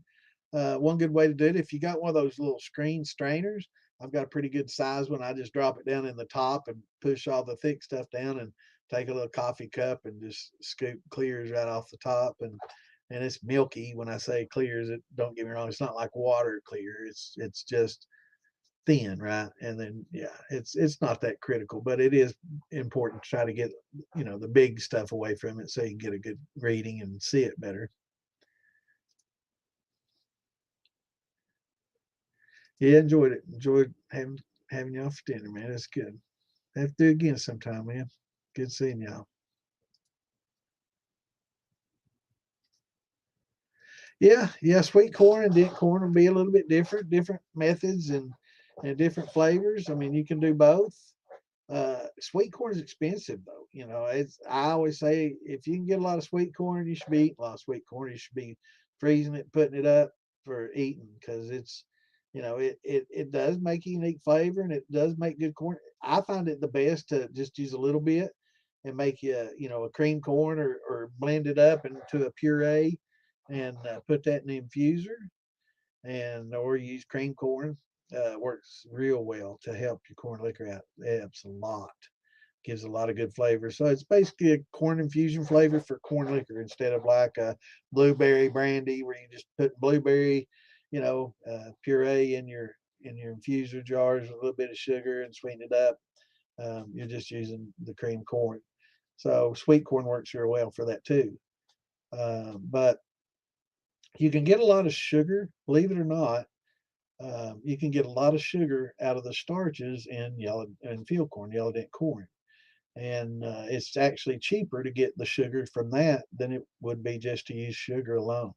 Believe it or not, that's why all these ethanol plants. That's why you don't see a bunch of sugar bags around them, because using corn, especially at the prices you can get it from the farmer, straight from the farmer, is much cheaper. So much cheaper to get that sweetness out of a dent corn than a sweet corn and save that sweet corn free because that stuff's like 20 cents an ear at least, 20, 30 cents an ear, that's it's expensive. And it's such a good waste to get the corn. I love corn. When sweet corn's in, I'm in. I wait for the deal and then they drop the hammer, man, and I'll put up a bunch of frozen corn. And Eat it all year long. I do love me some corn. Yes, sir. I don't blow smoke now. If I said now this is not bad and it's not too bad or something like that, then I'm being nice. But no, it's good. It's real good. And getting that little bit of honey on the backside, sweetness. Yeah. Now, I'm not gonna lie to you and tell you, oh, it's the best I've ever had, man. It's the best. Now, some people do that every jar they try, man. Oh, it's the best I've ever. And the people like their heads is getting big, but it's good and it's great. Actually, it's fabulous for somebody who's been doing it for a year.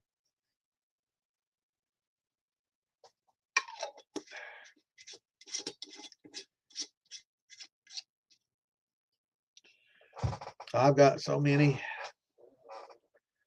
I do a lot of different ways. I do a lot of inline infusions. I've got a lot of different methods. It depends on what still I'm using. It's if I'm using my column, of course, I'm doing higher proof, and I've got setups where I'll go off one side and do high proof on one side and do a second run on, I'll do stripping runs on one side and finishing runs on the other.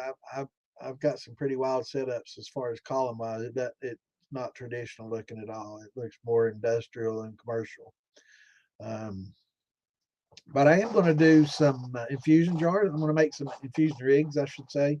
I'm going to build some with copper instead of using jars because I don't not I mean I know the jars are fine and but there's always that risk of them breaking and I don't really push jars a lot because I don't want somebody's jar breaking and causing a big issue in the house and spilling on the stove or over top of the propane burner in the garage, start a little fire, and it's just it's best probably just to you can get copper, man, and just make a little half-gallon copper can, just like this, a juice can, and put an inch and a half, 2 inch, ferrule on the top, and an input and an output for your inline and outline, and a drain in the bottom.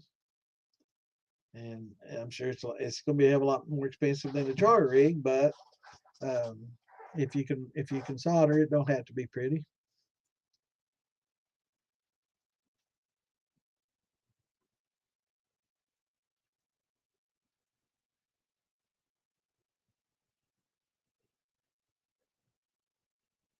Oh hell, I thought he already knew what it was for.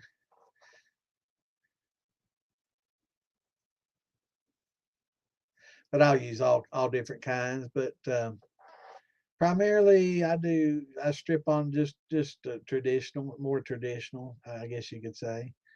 Uh, but I do have columns for specific purposes as well. I do a little bit of all. But instead of an infuser, or I don't use much thumpers anymore.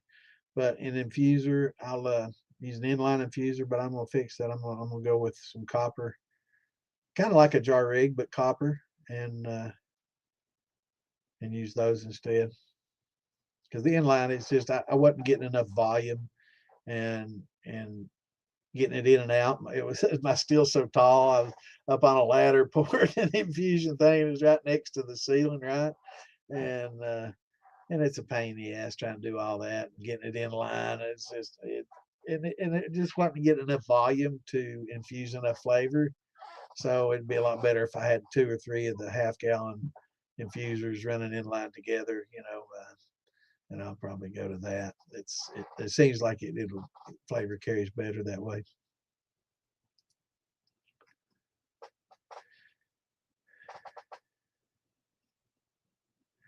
Good to see you on here. Yeah, it's good meeting you. Good seeing y'all tonight.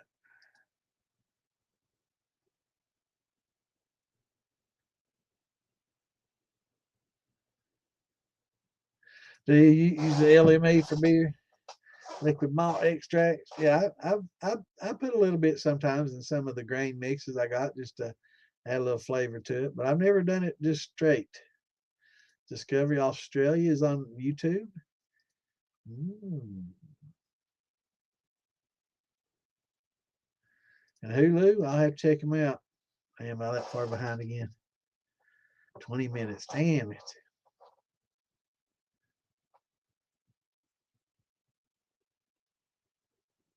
Got some cream ale. So I never did much brewing.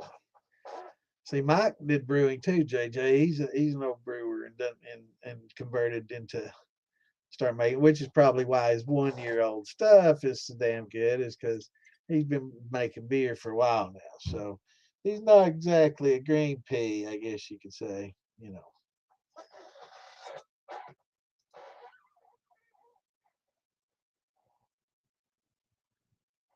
Yeah, we had a little Texas Roadhouse. Yeehaw. There were like 4 or 5 birthdays there, man. It was like everywhere tonight. Damn, this must have been a pretty popular night 9 months ago. Let's see, what was that? August, September, I guess. August. September. No, it's been more than that. May. Yeah, May, April babies, April conception. Yeah, little spring babies, born or conceived in the spring, I guess.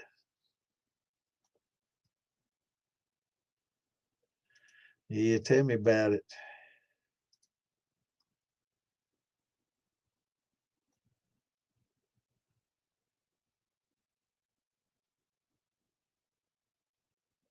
That's good. I'm trying to figure out what show we get on the internet. It's got some of the gold shows on there, the Australia gold shows on there. So I'm not sure which one it is. And she still got her headset on. I can't remember nothing.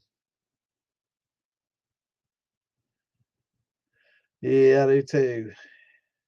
But I guess they got a button down there to go voice. You can just talk, and I have to figure that out. Maybe that's what Clint's doing. He's just talking funny. That's why it's autocorrect. Are you using the speech to text?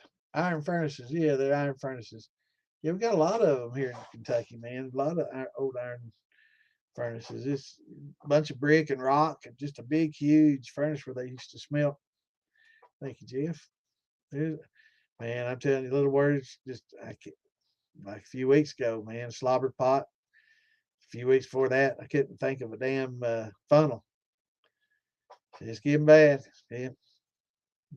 And yes, I'm starting to feel better. You know, I wasn't feeling good tonight. A lot of times after I eat, I don't feel good.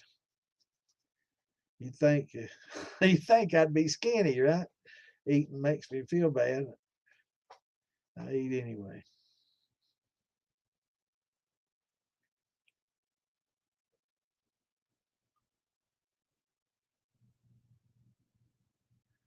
Yeah, they got some pretty good shipping costs. They worked out some kind of deal. They got cut the shipping rates down a lot.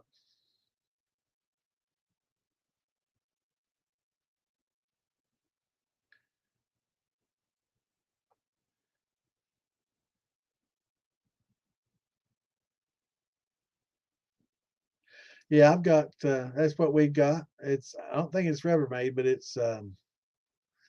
I can't. It's the one they sell at Walmart, but it's a good one. And yeah, I used to just let it sit. I used to sit it in a grain bag and just tie it to the ladder and just put a bucket right in the middle of underneath the ladder and just let it sit there and drip overnight into the bucket and then come out the next day. I'm never in a hurry to do nothing. And it would be pretty dry. You know, I'd squeeze it out as best I could first with by hand, you know.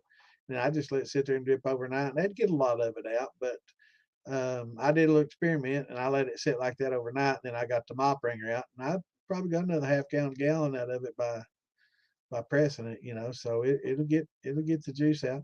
Or if you're going to sour mash, you really don't need to squeeze the last bit of everything out. You know, just siphon off the clears and then add your back set sweetener and whatever grains you're going to replenish and just do it that way, and you don't have to worry about getting every little drop. You can just get it the next time or let it carry over and help. So there's other ways. If you don't want to get get every last drop out. Yeah.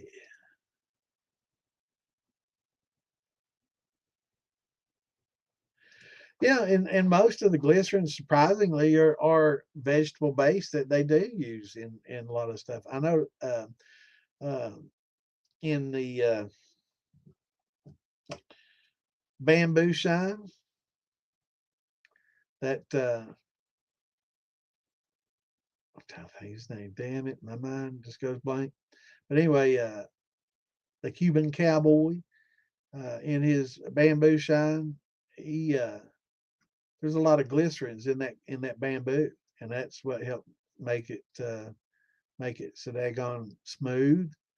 It's unbelievable how at 100 proof uh, you drink it, and it's just smoother than anything at 100 proof that you've ever drank. It's pretty interesting.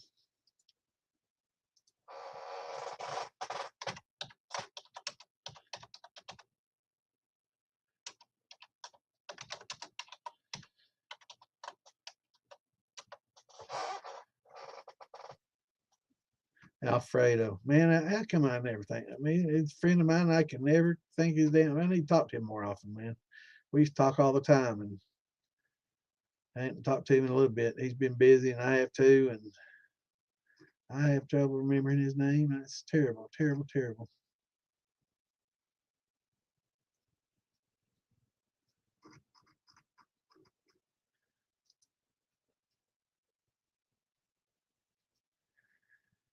Ambrosia.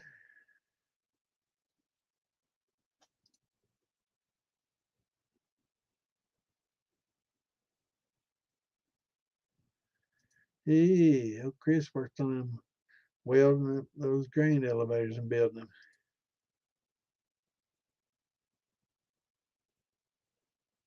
Yeah, yeah, and I'm going to do some infusion rigs with it. I've got a big old sheet in there. I'm going to hammer me out of steel and probably build me a 30-gallon or something. I need a little bit bigger, be nice. I've got the 18 and a half, and then I got a 15, and then I got a half keg, and I can use all those to distill in, and so having something a little bit bigger because I can go from 18 and a half down to 15 down to what 7.5. It's a half keg, it's a pony keg.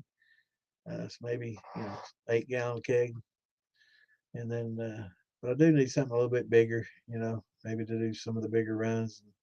Don't want to use an 80-gallon. Those things are been sitting a while. They're probably be, I don't know. I probably need to sell those. I'm never going to use them again. I probably should weld in some ferrules and make it where they can run it on electric and put 6 different elements in it and run them. That'd probably be a good deal. Sell somebody, got them a little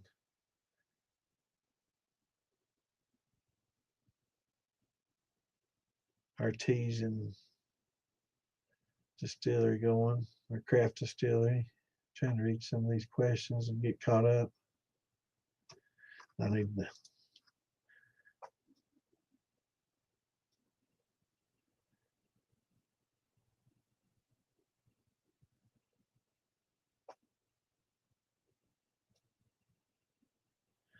Yeah, Clint, they were talking about that. I think North Georgia is got them a little steam generator, and they were talking about just pumping steam directly into a pot. My thoughts are, why not just pump instead of steam? Why not pump alcohol vapors, from your primary pot? I mean, what's the difference, right?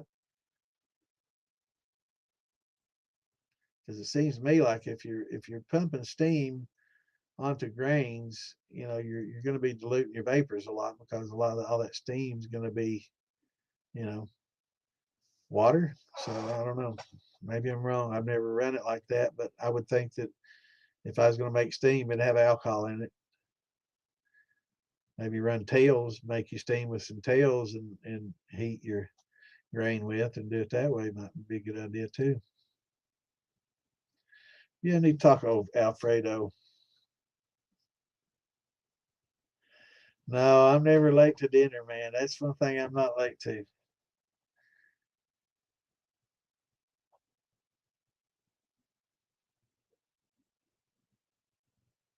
Yeah, it's cheap as dirt down here, man.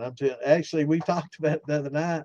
I guess you can get it from the farmer cheaper than dirt because you go to Home Depot and buy a 50-pound bag of dirt, it's gonna cost you $15. I can get corn cheaper than that. So that's cheaper than dirt, literally.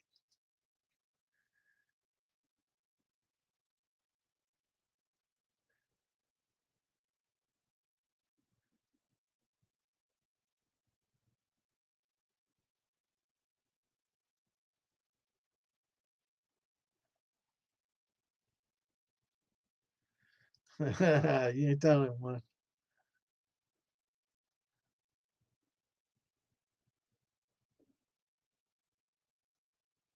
So you can get a little bit of corn to grow up there. That's good. Get you some of that Ohio blue. That's probably a little bit shorter growing season stuff. Ohio doesn't have the longest grow season like Florida or down south. So, but yeah, maybe some heirlooms or something be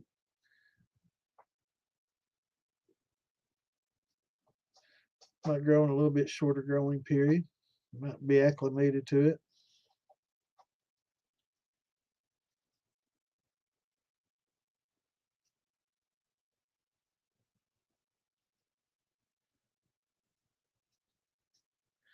Best corn to use. Now that's a loaded question. There's really no best corn to use. Um, it would depend on A, how much you want to spend, and B, it's all about taste. If you wanted the least expensive to get a good corn liquor, Yellow Dent number two, hands down. That's some of the best bourbons and whiskeys in the world are made with that. And you don't have to spend big bucks to buy heirloom corn to get a good bourbon or whiskey, right? You can use just Yellow Dent, which Old Pappy and some of the best Weller, all this other stuff. They don't use heirloom grains in their corn liquor and well in the whiskey and bourbons that are 60, 80% corn. So that's all Yellow Dent. So I would say best price wise, easily Yellow Dent hands down. If you want a unique flavor, then you can start sneaking into the heirlooms. The Ohio Blue kind of gives you that sweet flavor. Your Bloody Butcher going to give you an oily, rich, grungy flavor. And everything in between. There's the Oaxacan green gives unique flavors, and I want to try with sage orange. There's so many different corns for so many different places with unique flavors to them. So if you want to get an artesian, kind of craft thing going on, then you can experiment with some of those. They're more expensive, and it's easy to do on a smaller scale like we do. But on a big scale, most of your big commercial producers, of course, going to use that Yellow Dent they can get for pennies, pennies a pound.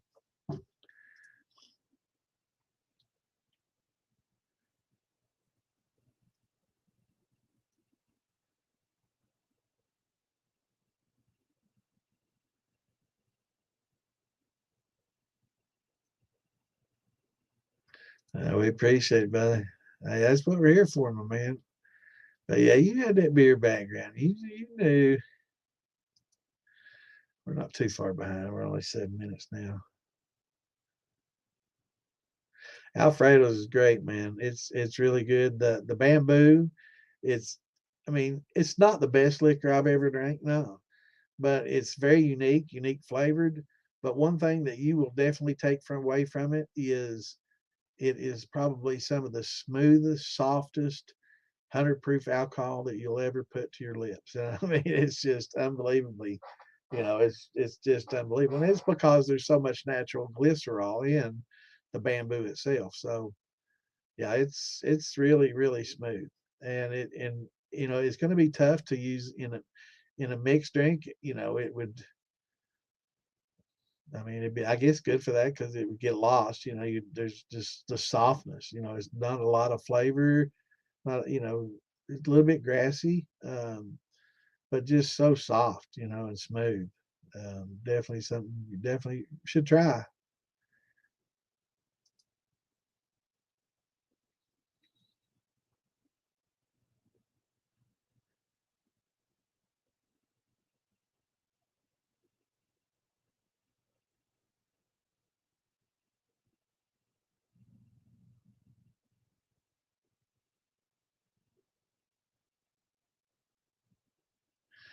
It puts you up a little bridge, bro.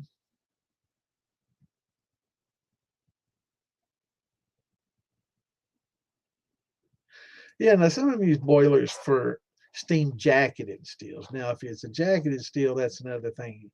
That's different than what I'm talking about. I think he's talking about actually putting steam into the mash inside the boiler, instead of around it to heat it. So that's a little bit different.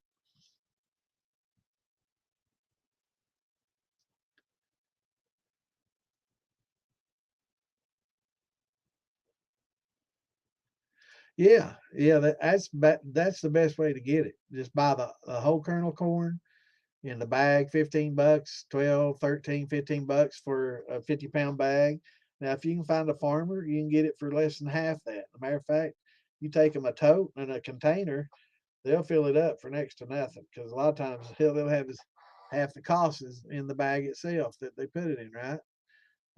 So if you take a pickup truck, they'll load the bed up, or you take a tote, they'll fill a tote up, or you take barrels, they'll fill your barrels up. Now, it makes them heavy as hell.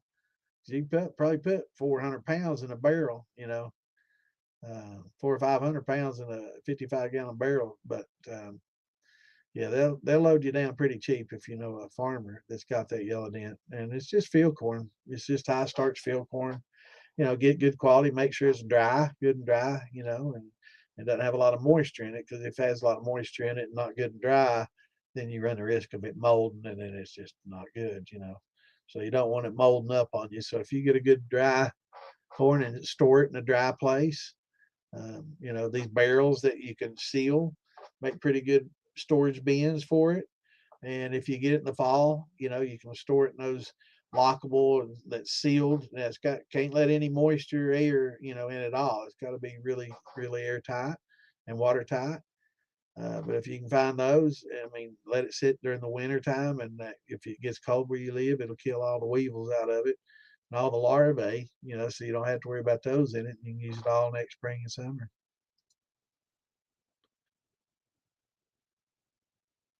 Yeah, I wasn't sure if it's steam jacketed steel now. That's common, very common. But North Georgia came out with something.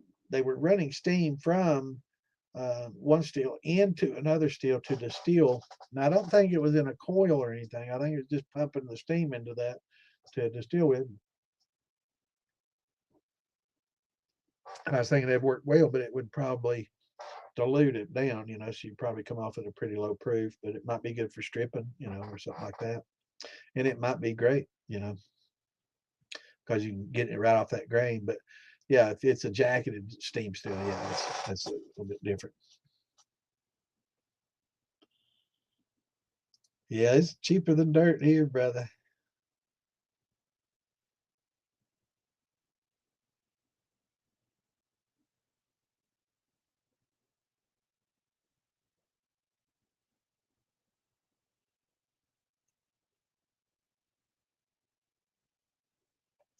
Hell yeah. Yeah, you can make your own sugar out of corn a lot cheaper than you can buy sugar or dextrose. That's for sure, especially dextrose. Yeah, yeah, you can.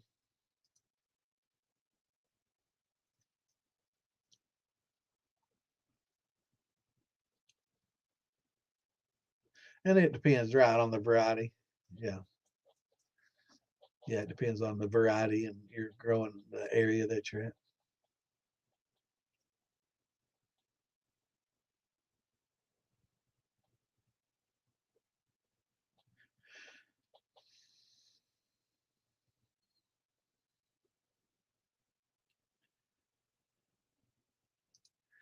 I have an okay tasting mash and intend to strip it through a thumper. Are there any portion I can keep directly from the strip thumper run, or is it better if I run everything through my column? No, actually, a thumper is probably an intermediate tool, and probably not even for beginner's use. And I'm not saying that in a condescending way. I don't even use a thumper much anymore, really. Um, Basically, I use infusers now and inline infusion. And as far as for adding flavor. A thumper primarily used in the past for putting tails in and to get higher proof and to run the tails so I could increase my volume. But now I don't really chase the proof as much as I used to because I used to not know as much and I wanted to get that higher proof stuff and have those bragging rights and have that high octane stuff and brag about how strong it was and all that. And I don't do that so much anymore, so I don't need the thumper for that. But the thumper also was good for. Now I just use tails. I just pour them into my mash right before I get ready to run. I just pour it in the pot, then run it along with what I've got ready, the beer I've got ready to run. But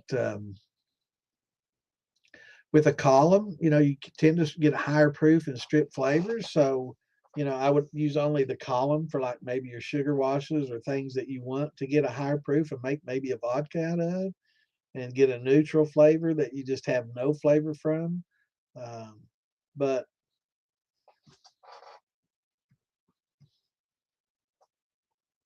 but yeah, I'd say take that thumper off there and just run your corn straight through.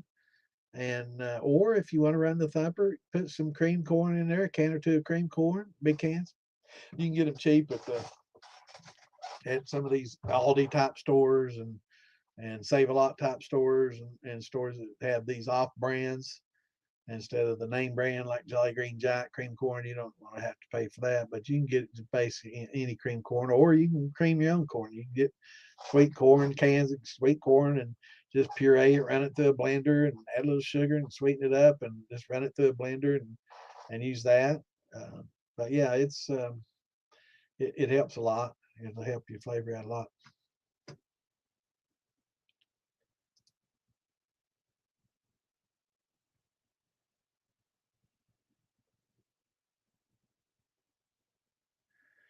Yeah, yeah. Your kernels will stay fresher longer than the cracked corn. It's they're basically wrapped tight, and that husk. That's what that husk is there. It's a protective layer to keep that moisture in and keep it, you know, fresh for a long period of time, and it will with that husk on there.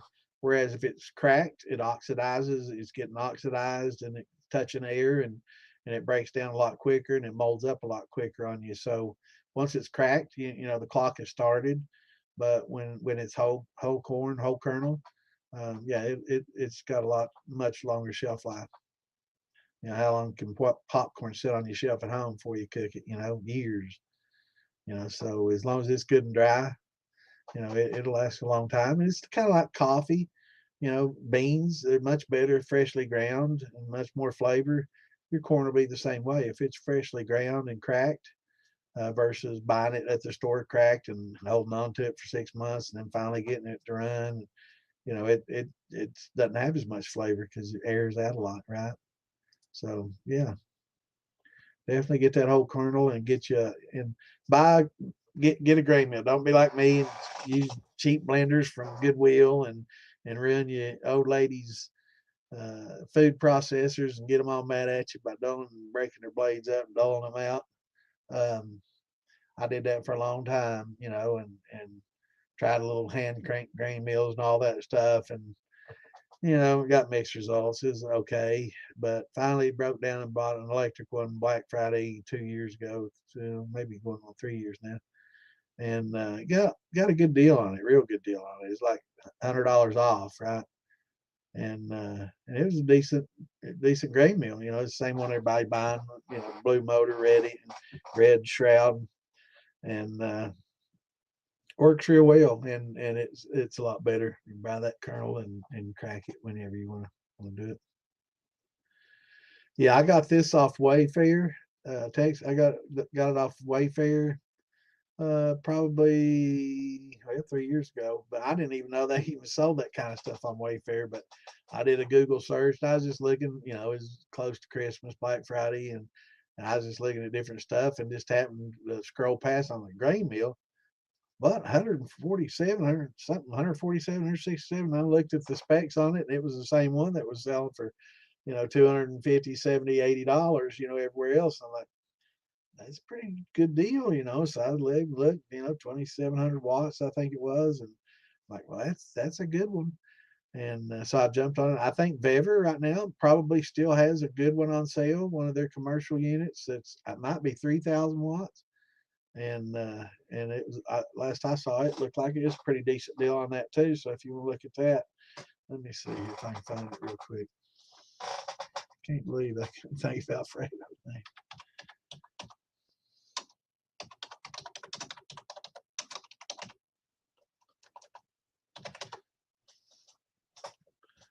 Yeah, here we go.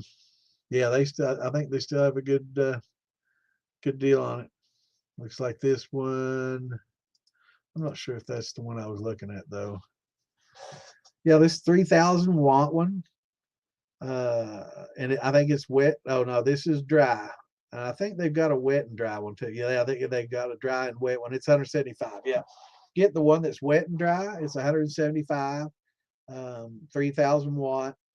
It's commercial. It's got, you can see the difference in that and the other one. The other one's pretty much what a lot of other people have, but that wet dry one, it looks to be a little bit better. And 175, that's a really good price on those. Beverage needs to hire me as a salesman, don't they? They need to give me commission, but looks like a really solid unit. And that's a 3,000 watt. Mine's like 2,700 watts, so that's uh, that's got a little bit more power, and it's a nice looking unit too. Now, a lot of these won't have on-off switches, and this one I don't see one on these either. So don't be mad that you've got one without one. You just with the power line coming in, you can cut that and put a little switch in line if you want to, or plug it into something that's switched. You know, um, but yeah, either one would be fine if you're on a budget. I'm sure that $159 would be fine because don't do a lot of wet stuff, but if you ever did get some regular wet corn, sweet corn, or something that you wanted to run through it, or wanted to grind some fruit up or something like that through it, you definitely could, break some fruit up pretty quickly and well with one of these, and having that wet capability.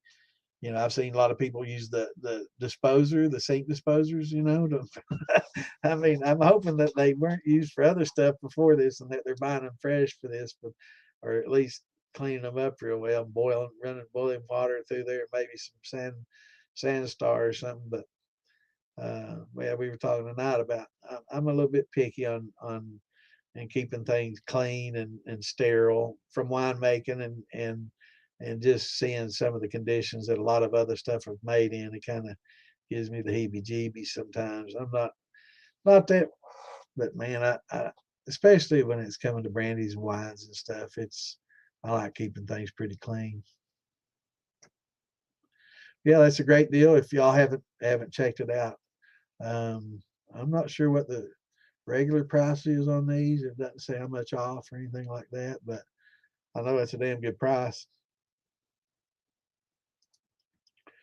on both of them.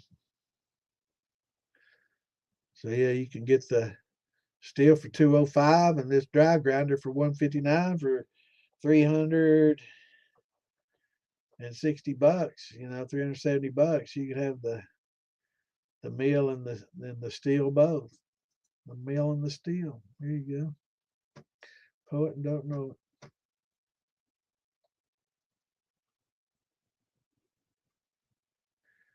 Yeah, I had little hand crank ones, and everybody puts it. Yeah, just cut the hand crank off and put your drill on there and hold it. Yeah,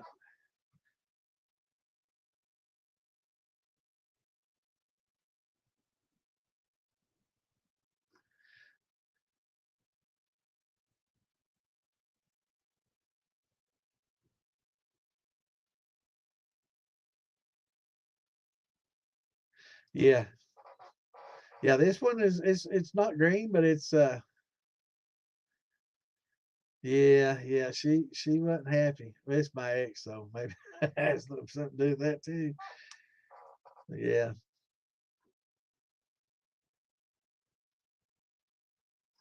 yeah. That's a pretty good deal though.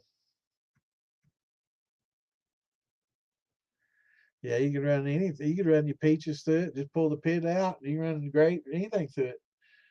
it'd be good for pretty much all you grinding up all your fruits and everything that you didn't mind getting the peels and stuff in and the skins.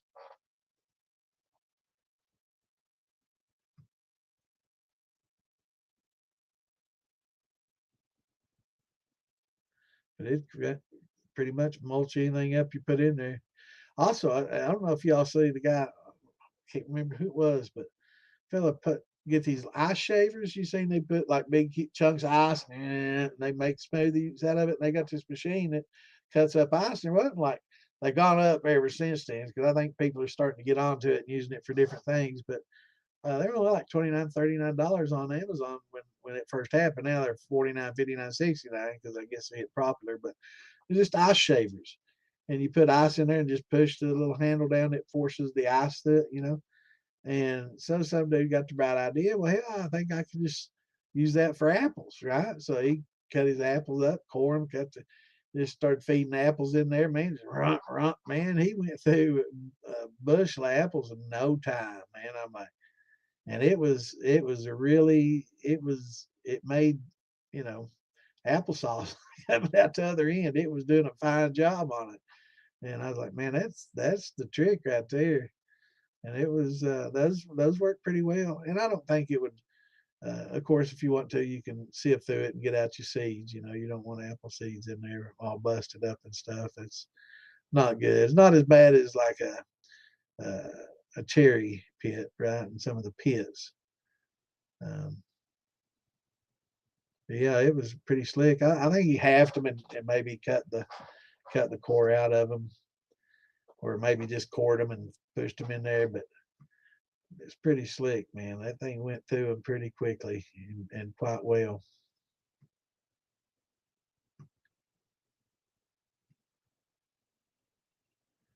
Yeah, that's what I was saying. I think you definitely want to core them, and I think they do. Not so much. It would take a bunch, right? Apple seeds, but there are a lot of pits like cherry. There's some common cherries that we eat a lot, and the pits from those. I'm not sure if it's maraschinos or just the regular cherries that we get from the store, but some of those cherries, there's a particular type in particular that has a very high cyanide content. So you definitely don't want to break up any stones of any fruits or, get seeds of apples or those out. Apples, I think it would take probably a lot, and and and believe it or not, the temps that we distill at is not anywhere near close enough to distill out or denature the cyanide that's in there. It takes thousands of degrees. So, uh, all right, not everybody's got that stuff on hand, but yeah, it's. I think it might have cored them. Maybe just pushed, like a round thing through and just took out the cores and just fed them in there, or cut them in half. I just remember, man, he's throwing apples in there, just going through them and like nobody's business, man. Yeah, time to do a little shotty shot. It's 10.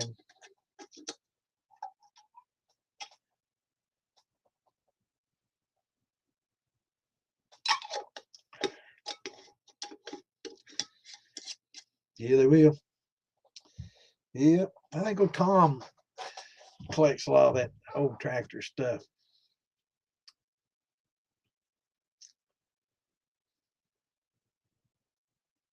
What proof's that, Tex? I was guessing 100, 110. What is that?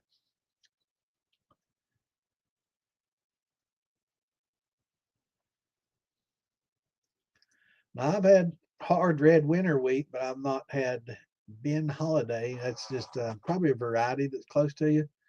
But yeah, red wheat, you get the hard wheat, the hard red winter wheat. Man, it's pretty tough. It's hard on a blender. Trust me, I know. Um, but yeah, it's pretty tough. Yeah, I got caught up there. I sure did, man. How about that? I can actually talk with people as they type it. I'm part of the conversation now. 90. It tasted like 100, maybe 110, but it's good. Maybe it's because I've been drinking 130. I could tell it was definitely less than what I have been drinking.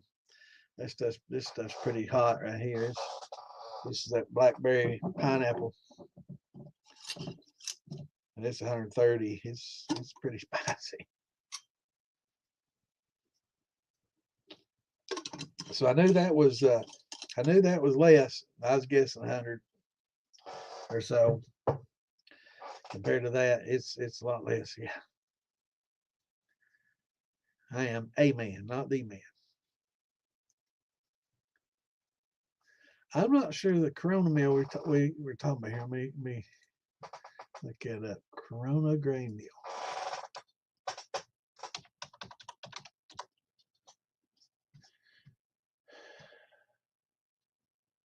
Oh, so that's like the hand grind type, right? Those work fine, but it's like if you have, yeah, I see what you're talking about. Are you talking about the hand grinding type, JJ? Um, yeah, I had one of those very similar to that one actually, the Corona cast iron, $50. I will say they work fine. Yeah, it works fine, and you can cut it off. You put your drill on there and speed it up a little bit, but it's still slow and arduous if you're going to run 50-pound bags. If you're just going to buy a bag and grind it all up and run 50 pounds and 20 gallons of water, it's going to be pretty tough. You know, it's definitely going to be pretty tough. Yeah, I didn't get try none of that bourbon. He shared the cornmeal or corn liquor and the honey, but I didn't share none of that bourbon. What kind of bourbon you drinking? Is that homemade or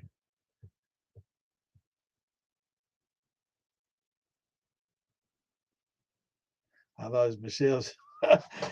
Thought I guess she didn't want to impose and drink a beer as dinner. Like hell yeah, I have a beer.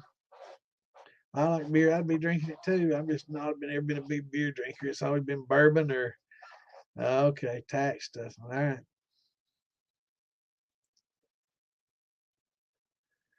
Hell yeah. Yeah, O'Sheen, I can tell he's going to be making some good stuff for long. He'll be like Tex, be year in making some top shelf.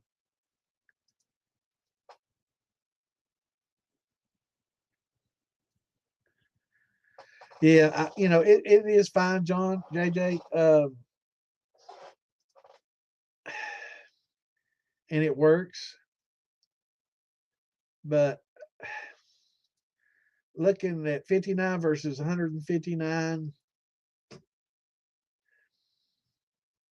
if things are real tight, then I would say, yeah, but for just 3 times, and if you do bags at a time, 50 pounds at a time, or I would definitely just go with the grain mill. Knowing now, you know, 10 years ago, if you'd asked me, I'd said, hell no, it's crazy to spend that kind of money, just grind it by hand, do it old school and all that. But now, man, I look back on it, it's so much quicker and easier and does a better job.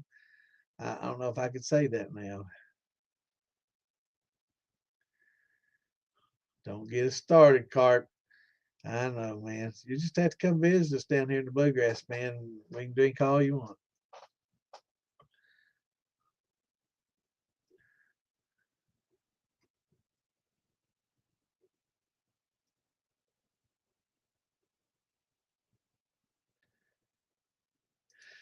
Banana strawberry sounds like a good combo.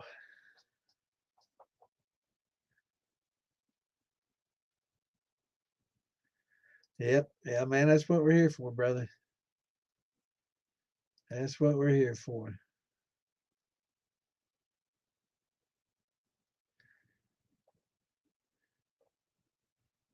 Yeah, I always wanted to do the honey thing. But I didn't know there was a lot of work involved. I thought basically you just put the boxes out there and brought in the bees and put your bag of bees into the into the box and then check it every few months and reap the honey. And I didn't know they had the little centrifuge to spin it and get it out of there, but didn't know it was quite as much work, and then daily involvement is what it is. It's a lot more work than I thought. So that plus living, in the city, yeah, that wouldn't be the best place. There's not a lot of clover fields around here.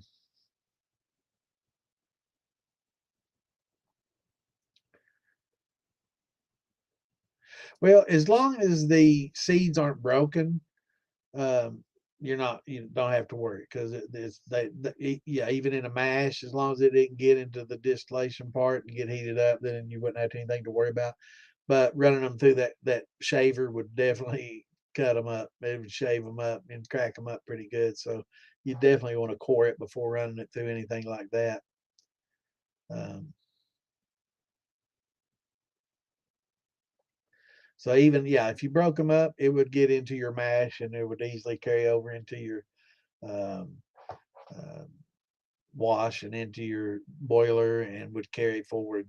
It doesn't break down like that. It takes like 1,500 degrees to break it down. So maybe even more than that. I think it was some ridiculous amount. Alan Bishop, we had this discussion on in the militia. Somebody was talking about it, and somebody's like, "Oh, it's no big deal.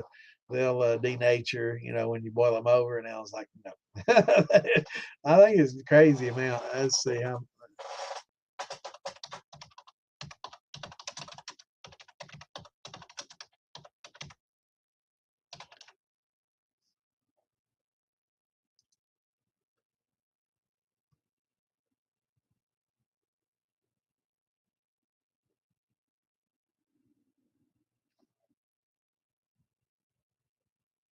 free cyanide. It would require 300 degrees. Complex cyanide, 5 to 700, or cyanide salts over 1,500. Yeah, so this would probably be. It would take well over 3 to 500 at least to even begin to break them down.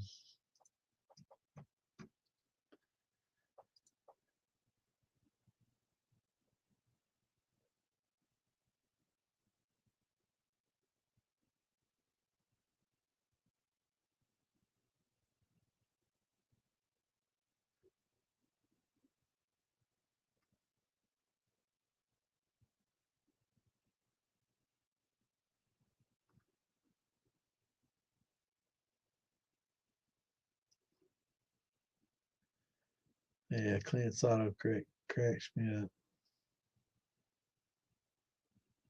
Yeah, I think sour mashing too. I agree with Tex. It's so economical, and I think that might have been the origins of it.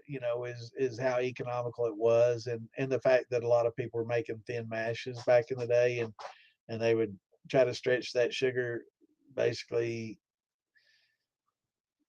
corn flavored sugar shine out as long as they could.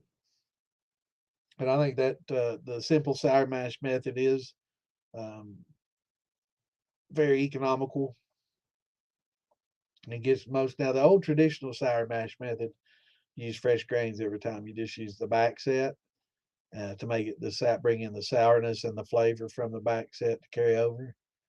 Um, but the Uncle Jesse Simple, uses the spent grains, and I like I say, add maybe 10% fresh each time you do it, so you can perpetuate it and get it, consistent. Definitely the way to go. You can do it all summer long.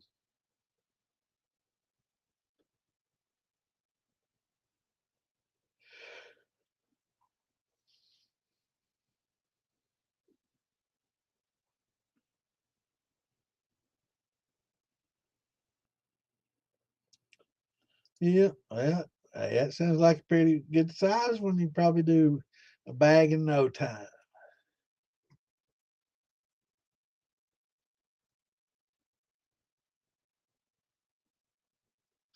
Well, Texas is a beer maker, man. He knows how to ferment.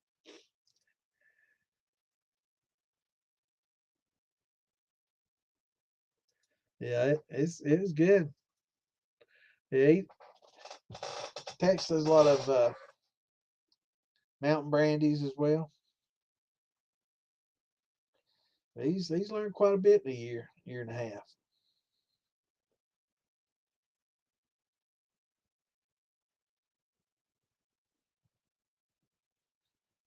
Yeah, I think you might have asked us that once before.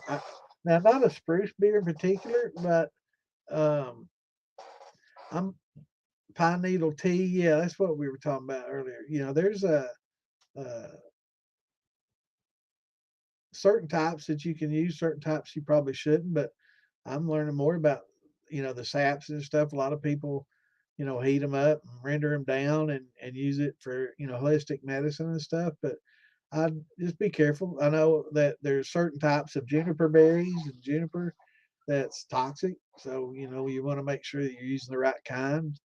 And when you start using trees and saps and things of that nature, you really want to make sure that you do the research on it and know exactly what you're doing, because there's a lot that like the juniper berries, for example. Some juniper berries are perfectly fine to use, and some are toxic.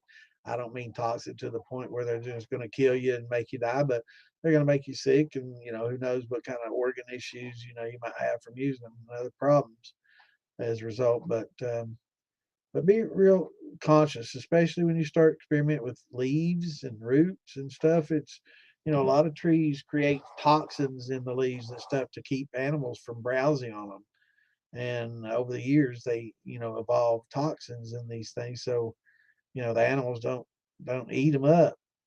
And so a lot of leaves and stuff, even common leaves and stuff, and barks are toxic, and they create these toxins over naturally, to keep insects and animals from eating them and boring into them and stuff. So you have to be real careful, and knowledgeable when you start experimenting with a lot of things like that. Um, so be glad we're in the times we are now, where you can get on the internet and pull up some reliable sources from some edu sites. I don't mean Reddit. Don't listen to Reddit and what people say on there. Everybody on there is an authority on everything. You'll see some guy giving legal and welding experience advice in the same thread. Is you get a lot of experts on there that don't know what the shit they're talking about. I get on there and it's cracked me up. I read some of the stuff that's on there and it's like, that's so far wrong, man. I don't know where to begin. But yeah, try to consider your source when you do your research on the internet, and AI, even stubborn shit. AI gives you some really wrong answers on some stuff. So don't listen to that necessarily either.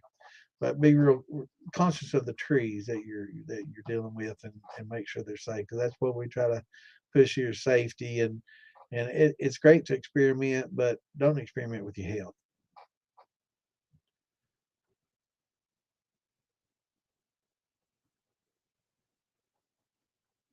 But yeah, with the juniper berries, make sure you're getting it off the right tree, because some of them gonna make you pretty sick. I'm not a big gin man either. I drank it when I was younger, and we drank it Tangeray, and it was kind of gin and tonics were pretty popular, and they're great until you get sick on them, and you had that gin coming out of your nose when you spit up, throwing them up. Yeah, it's not good. And after that happens, it's like maybe gin it for me. Yes, it does. It spits out garbage with confidence, man. It's amassed bullshit from so many bullshitters that thinks it's fact, because it's heard it from so many bad sources. But it's yeah, there's definitely some bad sources out there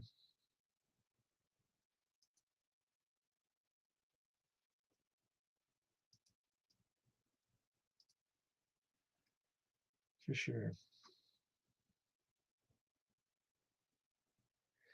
Yeah, we used to drink a little slow gin fizz and gin and tonics. That was a big thing. Gin and tonics. Everybody drank gin and tonics for a long time. As in the party days. I wished I wished I'd have been a little more mature back in the days. We used to party, and man, I had some buddies of mine that wealthy from coal money, and shit, they go and buy that Dom Perignon, drink it, and just sit there and just drink it out of the bottle and just guzzle it, 100, $200 bottles. And, people at the restaurant be like, what? Oh my God. We sitting there drinking Dom Perignon from the bottle, crazy stuff. Yeah, I like citrus and floral gins. That's kind of something new, and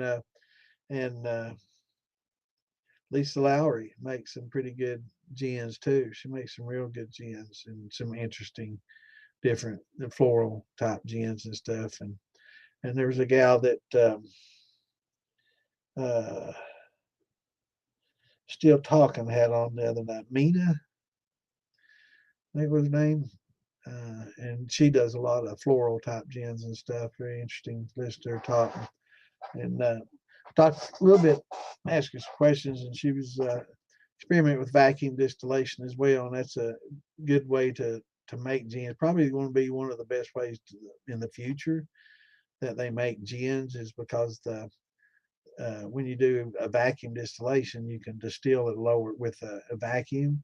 You can distill at lower temperatures, right? So as you increase the vacuum, the boiling point of alcohol and everything decreases immensely. So you can boil alcohol off at 100 degrees if you get the right um, atmosphere, negative atmosphere.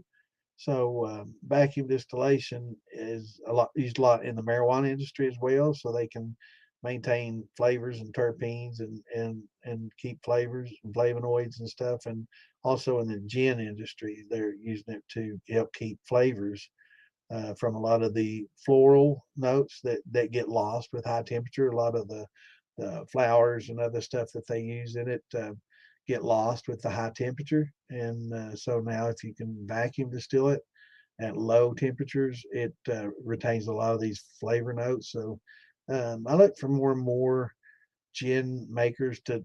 I know there's one on the East Coast that does it. Somebody last time I talked about it, so there's somebody in California doing it as well. Back when I first started researching I don't think there was any commercial distilleries doing it yet.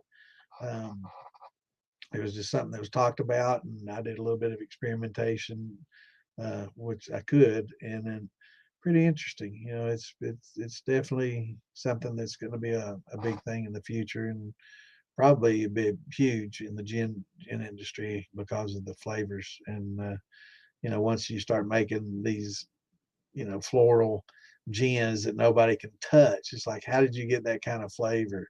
And it's going to be a little secret that they that vacuum distilled it.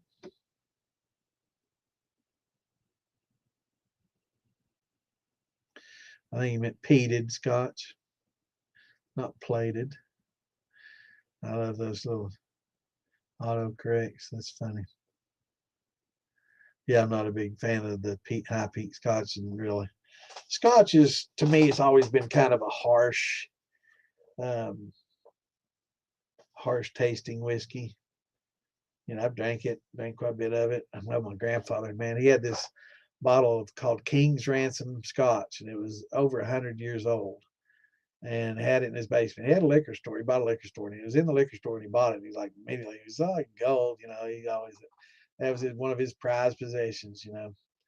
And my little cousin had a little sleepover, and all their little friends got together, and they snuck over and got that bottle of 120-year-old scotch out, and now they guzzled it. And he blamed me. He's like, she would have done that. It was you. You did it, damn it. And I'm like, no, I would never. And yeah, it was. I think this dying day he swore it was me that did it. And well, I mean, my cousin did it. She told me about it. I bet it was something else. But yeah, it was a pretty high dollar bottle, $1,000 bottle of scotch. Yeah, he was pissed off, man. He didn't forget that. He held that against me, and man,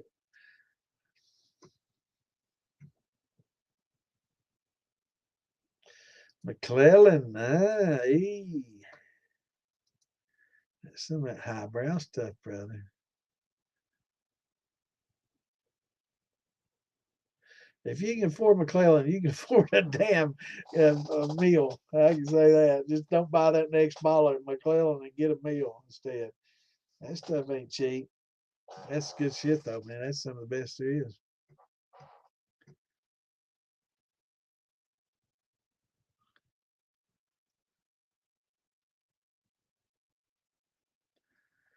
It's just for me. It's not like that. It's just really kind of harsh tasting. It's always I prefer the sweet, soft bourbons, but to me it's always been a harsher tasting, and it's like I've always considered my shine and my whiskeys better than Scotch because it was smoother and easier to drink. It's just always tasted harsh to me.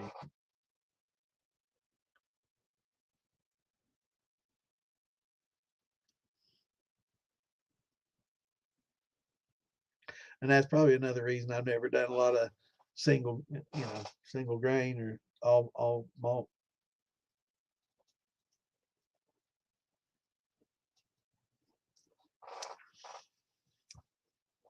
Yeah, that McClellan ain't cheap. That stuff's expensive. Let me see what they cost.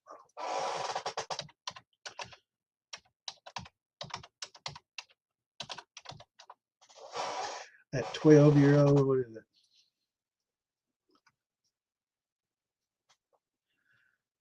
Single malt Highland, just 75. Oh, wait a minute. Here's some other. That's probably this place got it for 35. So it's a little less expensive than I thought. Here's some McClellans for $20.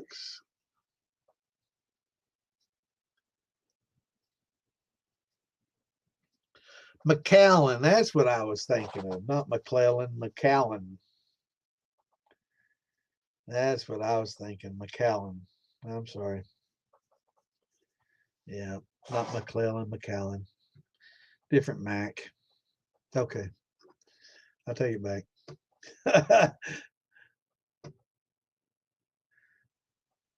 Yeah, okay. Yeah, I looked it up, JJ. I was thinking of McAllen. McAllen 12. Yeah. Here's a McAllen 25. It's just 2,100 a bottle. I'll get one. Damn. That's some of the like me and Jeff are talking. Some of the antique collection and some of the trying to appropriated bourbons that they put out. It might cost $100 to $150 to buy them there, but on the secondary market, they're 3, 5, some of them $1,200. Crazy, so there's a lot of people that make a living here just going to the distillery and getting some of these, like Buffalo Trace, the antique collection. You can go in there and get some of those when you can get it, $140, $50 a bottle. Take it home, put it on eBay for $400 or $500, sell it in a heartbeat, or put it on one of these bourbon sites. I don't know if they'll even let you do that on eBay anymore. I used to, man. I bought a pistol off eBay back in the day. Now when they first started, you ain't gonna do that now. It's hard to even get a gun accessory on there. But yeah, I like eBay. I used to buy a lot of stuff on there. Ugh, I'm tired. About 10:30. It's about that time for a Wednesday or Tuesday. Keep thinking we're at Wednesday. Rare breed. I was seeing today that got quite a few distilleries filing for Chapter 11, Chapter 13 right now. Um, we talked about some just closing, their distillery for a year and retooling for higher end stuff. And I think it was Jim Beam, but some of them are actually, some of the smaller ones are starting to go out of business.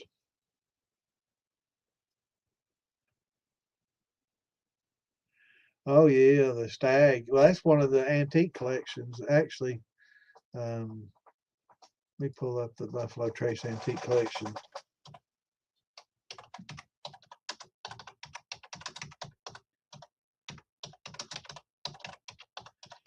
I think the Stag 12 or something like that is.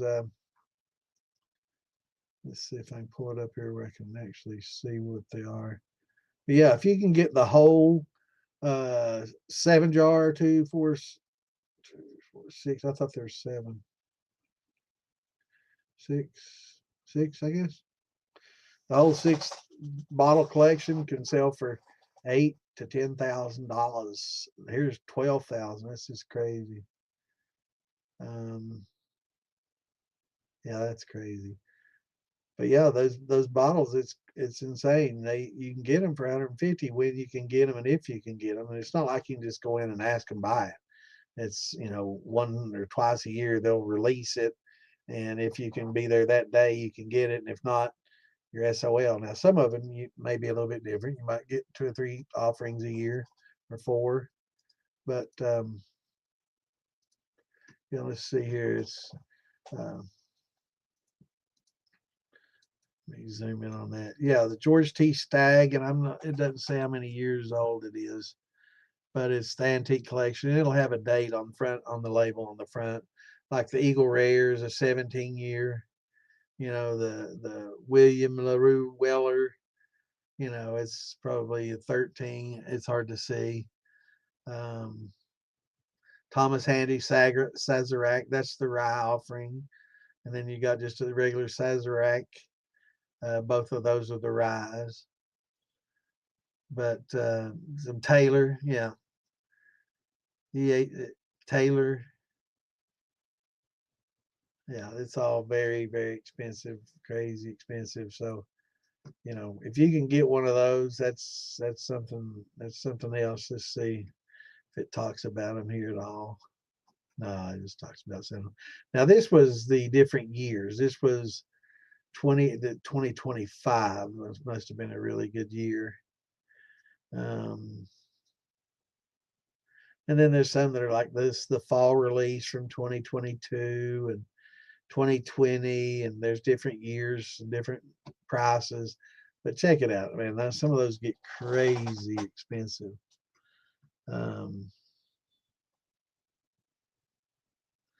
E.H. Taylor was added in 2025. So it's 6 bottles after 2025. Before that was 5 bottles, I guess. There we go. George T. Stagg bourbon, William LaRue Weller bourbon, Thomas H. Handy Sazerac straight rye, Eagle Rare 17-year-old, Sazerac rye 18-year-old, and beginning in 2025, E.H. Taylor bottled and bond. But the Eagle Rare 17 and 13 both are really sought after bottles. The rye is probably some of the, I mean, to the rye drinkers out there, they'd say what I'm about to say is no, but I think the ryes are probably lesser sought after. But I guess if you're a real rye person, this is probably the holy grail of your rye collection. But yeah, it gets crazy. So I'm gonna try to sneak in there and get me a little antique collection bottle from time to time because I'm pretty close. I can drive over there. Yeah, I guess it's about shot time. Mark's back. Welcome back, Shadow.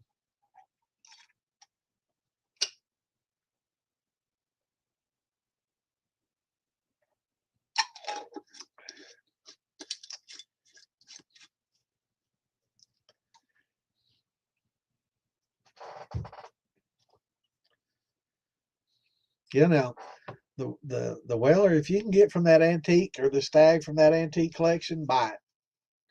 Just buy it. Just you don't drink it, but if you can get the antique collection Buffalo Trace antique bottle, buy it and just put it on there. You could I guess make a living doing that, driving around different distilleries, getting their appropriated liquors and turning them over.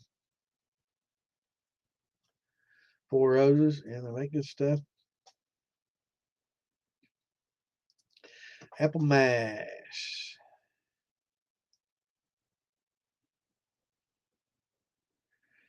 Just start out with lower percentages this time.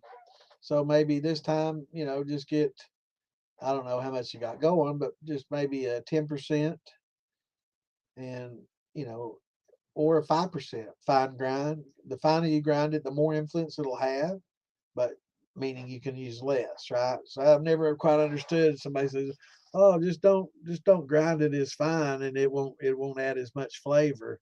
And if you wanted to add it more flavor, just grind it fine." I'm like, well, why don't you just use less and grind it finer to add that flavor, and not and use less, right? Makes sense. I mean, logically, I'm not sure if it quite works out that way, but I've never done a lot of rye. Um, Not a big rye drinker.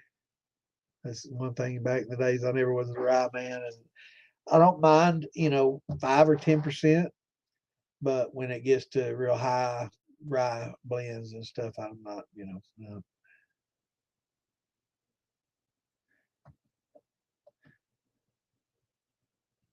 You got some asshole rye going.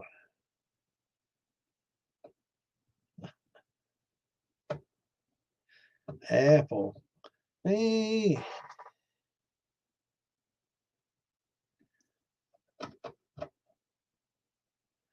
asshole rye.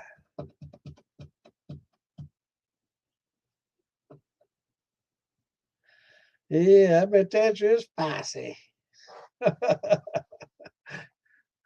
Yeah. Yeah, I think you could just, instead of using, 10% and not grinding it as finely, I think you probably do use 8%, grind it finely, and you get the same flavor, right? Save on 2 or 3%.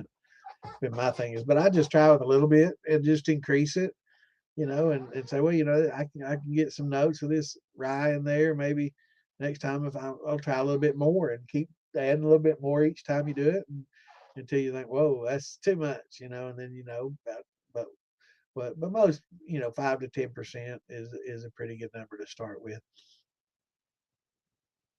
Yeah, handfuls.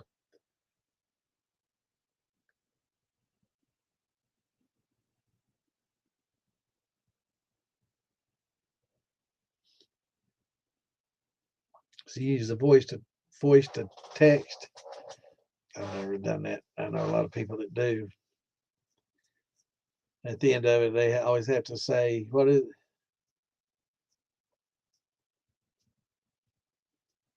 At the end of it, every time they use that voice chat, what you got to tell them is, "Oh, end," or I don't remember.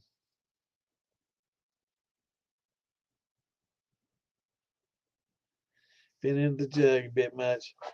What is it they say? Stop or something? Yeah, stop.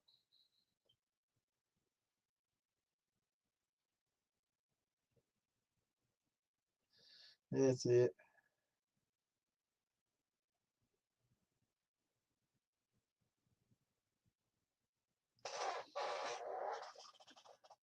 Send it. Yeah, stop. End. Send it. That's what at the end, the very end of it. Is that it? Yes. End. Send it. Send it. Send it. I get it. I'd get tired of saying that every time.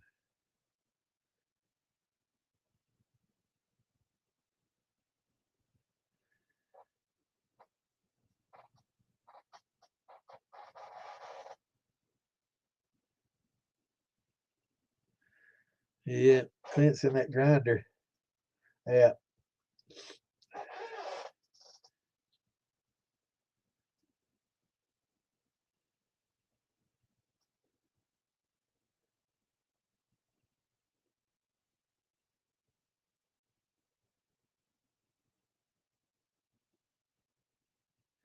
yeah. We were talking about it. Tex. I think at Bucky's has it for like $8 a bag. So I've heard they kept it outside, so I don't know what the moisture content is and the quality, but I've heard they had it for $8 a bag, and if it sells pretty, I know during deer season it probably sells really quickly, so you probably get some pretty fresh. But eight a bag is good. I think Tractor Supply here is like 12. Let me see what they got going on.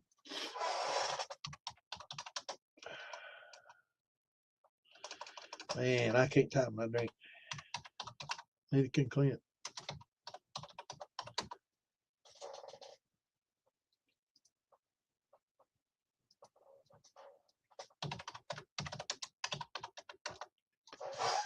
Let's see what we got here. Yeah, $11 a bag.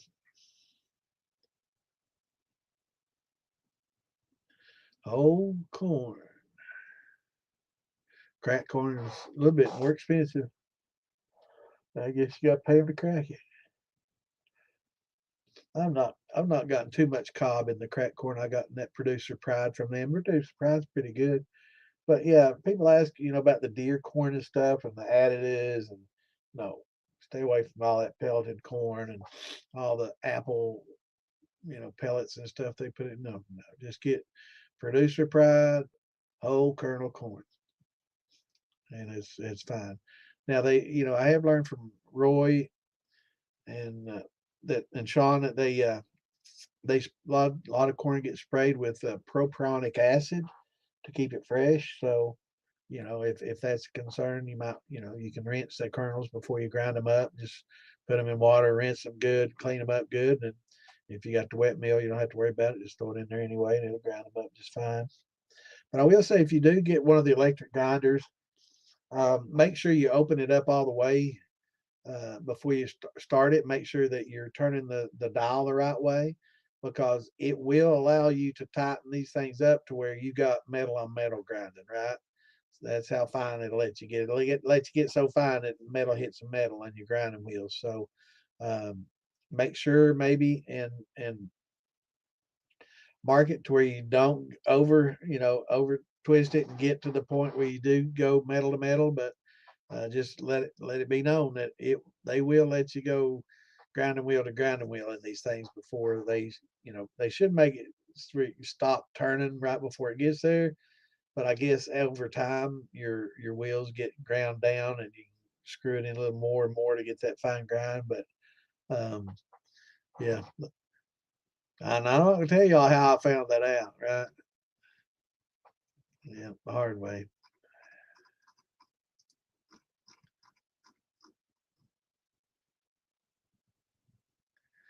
Actually, we were talking about Texas, for $10 for 50 pounds. Can you buy dirt that cheap? I don't. I mean, Home Depot dirt is like 15 for a 50-pound bag. So I think corn's cheaper than dirt, literally now. I guess.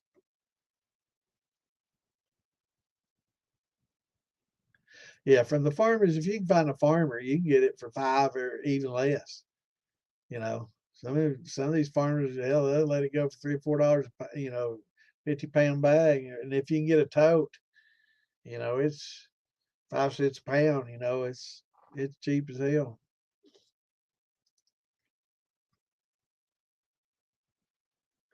Yeah.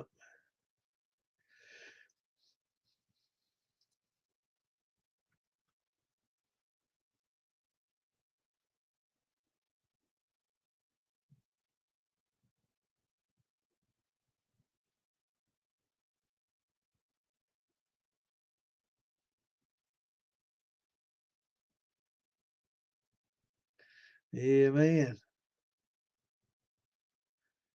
The more you drink, the smarter you get.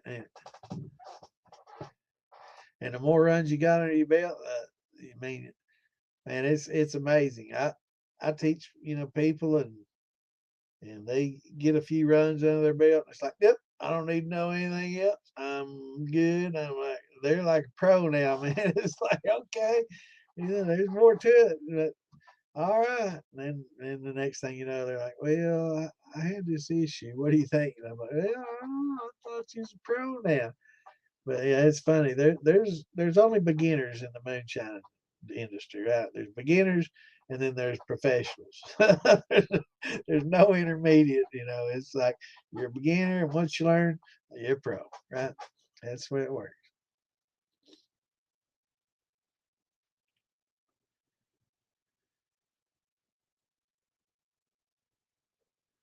Yeah, best thing take some barrels in there, man. They'll fill up them barrels for next to nothing. And I mean, some of those, some of them big 55-gallon barrels, that'll hold like 500 pounds of corn. Let me Google that. I think it's like 500 or 600 pounds. I've looked it up before. I can't remember, but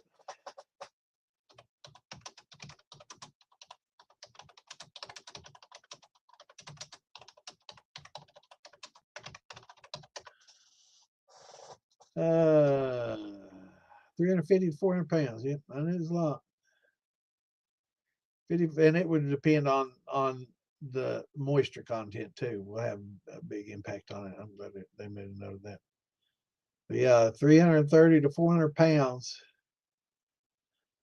based on 6.01 pounds per gallon density. So I guess that's based off of moisture content. And the distilleries, if you bring anything over 16%, I think it is moisture content, they'll sample a small, they'll just dig into that truck. They'll dig right into the middle of it randomly anywhere. They'll pull out a handful and they'll run it through a test and sample just kernels. They'll pull kernels out of it and sample them on this densitometer. And if it's over 16%, they won't accept the truckload. Take it away. So they'll check maybe 10, 20 kernels randomly out of it from different places. And if it's more than 16%, nope, take it out of here. Next, and they're strict as hell about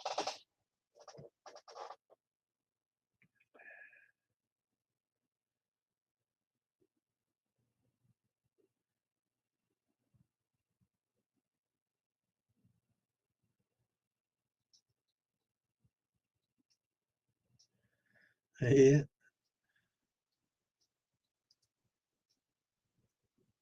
kind of farmer you going to the sheep farmers, huh? Mm. Uh-huh.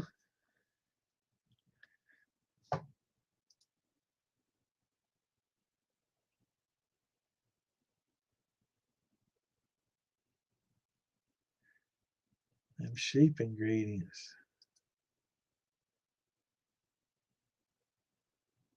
Yeah.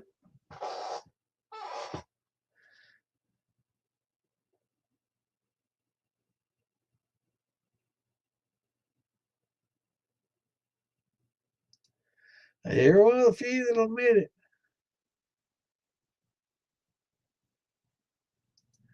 Yeah.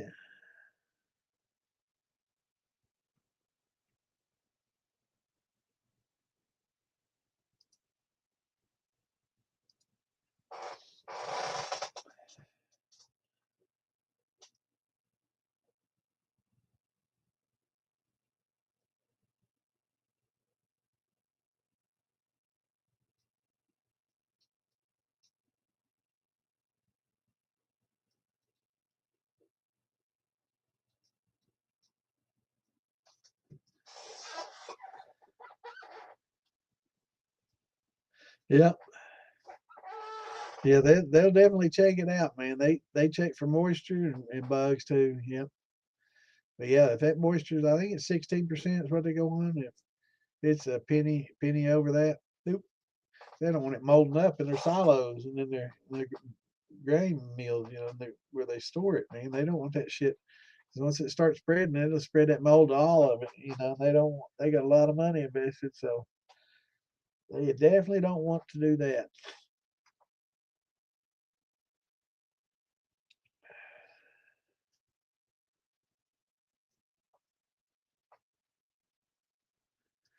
Have you ever heard the stories of how they used to put uh, magnetic mines on dolphins and train them to swim and plant those mines under ships back in the World War II? They trained them. They would put this little World War One, was it? And they would train them to put these little magnetic mines on the back of a dolphin. They'd train them to swim them underneath, and then it was on a little buckle, and they'd release right onto that ship, and then the dolphins would swim back, and they'd remote detonate that shit. Yeah, that's why I say when you get them if you get a bunch in the fall and put them in an airtight barrel and let it sit outside in that freezing weather, that'll kill every larvae in that corn off.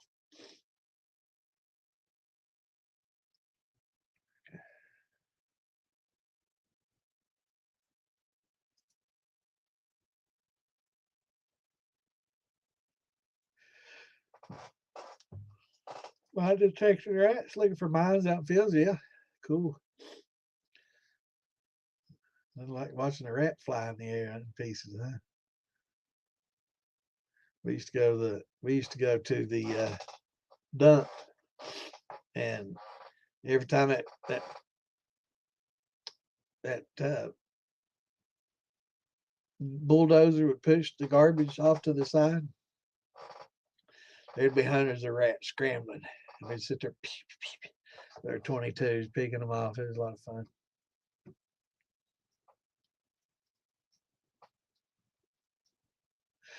They probably still are, I'm sure. Yeah, me too. It's getting pretty close to 11. It's about time. Good seeing you, Tex. Thanks for dinner tonight. Good seeing y'all. And nice meeting Michelle. We look forward to doing it again next time I'm buying.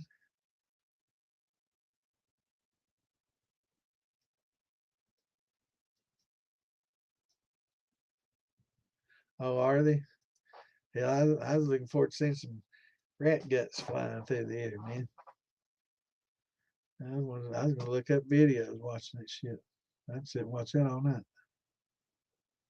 Oh, you can't shoot at the dump now like that? Figures, yeah. That is a lot of fun, man. We'd sit and drink a few beers, burn one,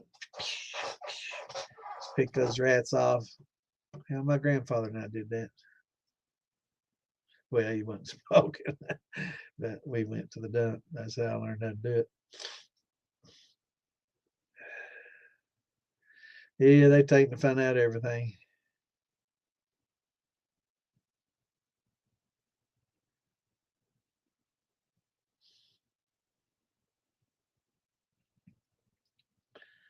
Yeah, just have his final shot is shot. Thanks again, Mike.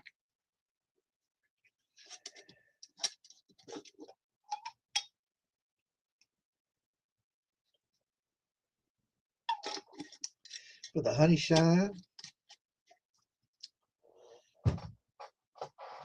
Good stuff.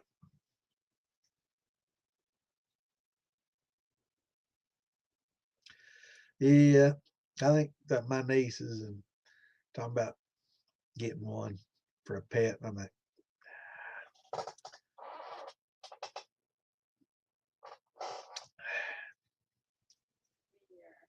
huh?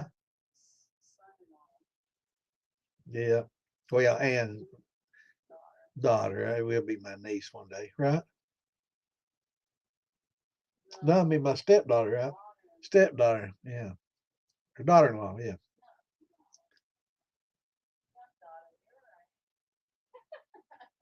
Daughter-in-law, hell, I don't know. One of them things. Yeah, Ann's daughter's thinking about getting one. Her husband. Okay. Well, I ain't claiming him, so he's all right. Yeah, hope everybody had a good time tonight. I guess it's about that time. I guess we'll be back on Saturday. It's Tuesdays and Saturdays now. I keep saying Wednesdays, so it's hard for me to get that locked in, but Tuesdays and Saturdays. All right, to find out what is Moonshiners on every Tuesday night or Wednesday night. I'll have to talk to Jay and Amanda to find out. I was thinking it's on Wednesday, but I guess I could Google it.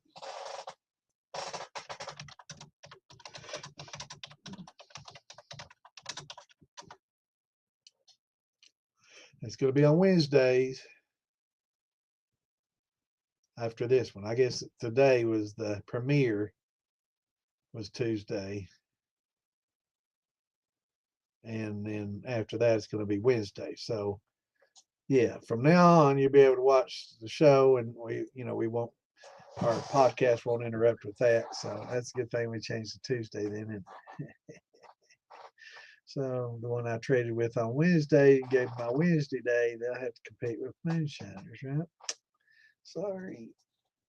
That's a good move. But that'll be Tuesday only for the premiere, Scott. But from now on, it's going to be on Wednesday at 8. So I just found that out. but it'll be on Wednesday nights at 8, so that'll be good. So we won't have to compete with them, man. It's hard to compete with Amanda and the show. Thanks everybody, and thank you, Chris, for tuning in. Hey, we're all part of the show here. It's we got the chat up there on the screen too. So now everybody, and their comments get to be seen. So it's just not my ugly mug up here talking. So everybody gets to see the comments on screen, and it's all about you guys. It's all about the questions and answers and hanging out and chatting, and that's what I think makes it so good. And it not a bunch, 5 or 6 people up here I mean, I enjoy the shit show, don't get me wrong, it's a lot of fun. But a lot of times it's hard to follow, it's everybody up here talking at the same time, and and it's really difficult to hear what's going on. And believe it or not, as hillbillies, we're used to all talking in groups like that, and we could be in a restaurant with that noise coming from everywhere, and be at a table with 5 different conversations going on, and I can tune it all out and hear any particular conversation I want to hear. I can look at you and hear another conversation. So we're pretty good at that. But I appreciate it. Bring them on in here. We'll teach them. We'll get them ready. Until now is a pretty damn good time to start. Hey, good seeing you, man. We got a lot of people in there lurking. It's good seeing you, brother. Yeah, tell them now's a good time to get started. Those football stills at 205 is a pretty good deal. It probably won't be that cheap again. Maybe, I don't know.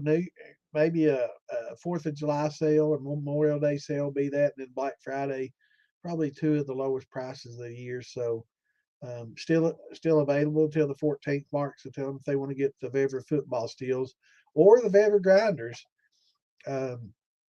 They're on sale, and I think the grinders will be on sale probably until about the same time. It's hard for me to say. I thought it said, but that's talk about shipping. Get it that quickly. So they ship pretty quickly too. So it's something that's coming from China. They got them here. But the wet one for 175 looks pretty nice. It's a different motor and shroud. The $159 one, it looks pretty much like a lot of the others. It's the 3,000-watt one, but it looks a lot like all the other ones that are available, and that's still a good price. But for $25 more, well, let's see, 160 to 75, it's only like $15-16 more. You can get the wet and dry, and that looks like a little bit better unit to me for sure. And wet and dry, you'll be able to run your fruits through it and grind up everything, break everything down, and you can get trying to read here. Your rice or soybeans into a pulp. You can grind them into a pulp used to make soy milk, rice cakes, and other stuff. So yeah, it works pretty well with the wet stuff too. So for $15-16 more, yeah, I would, that's definitely the way to go for sure. But anyhow, it's good seeing everybody. Good having you on here. Y'all have a great rest of your week, and we will see you guys and gals back here on Saturday at 8 Eastern. Until then, shine on, peace out, love y'all, and have a great week. We'll see you Saturday.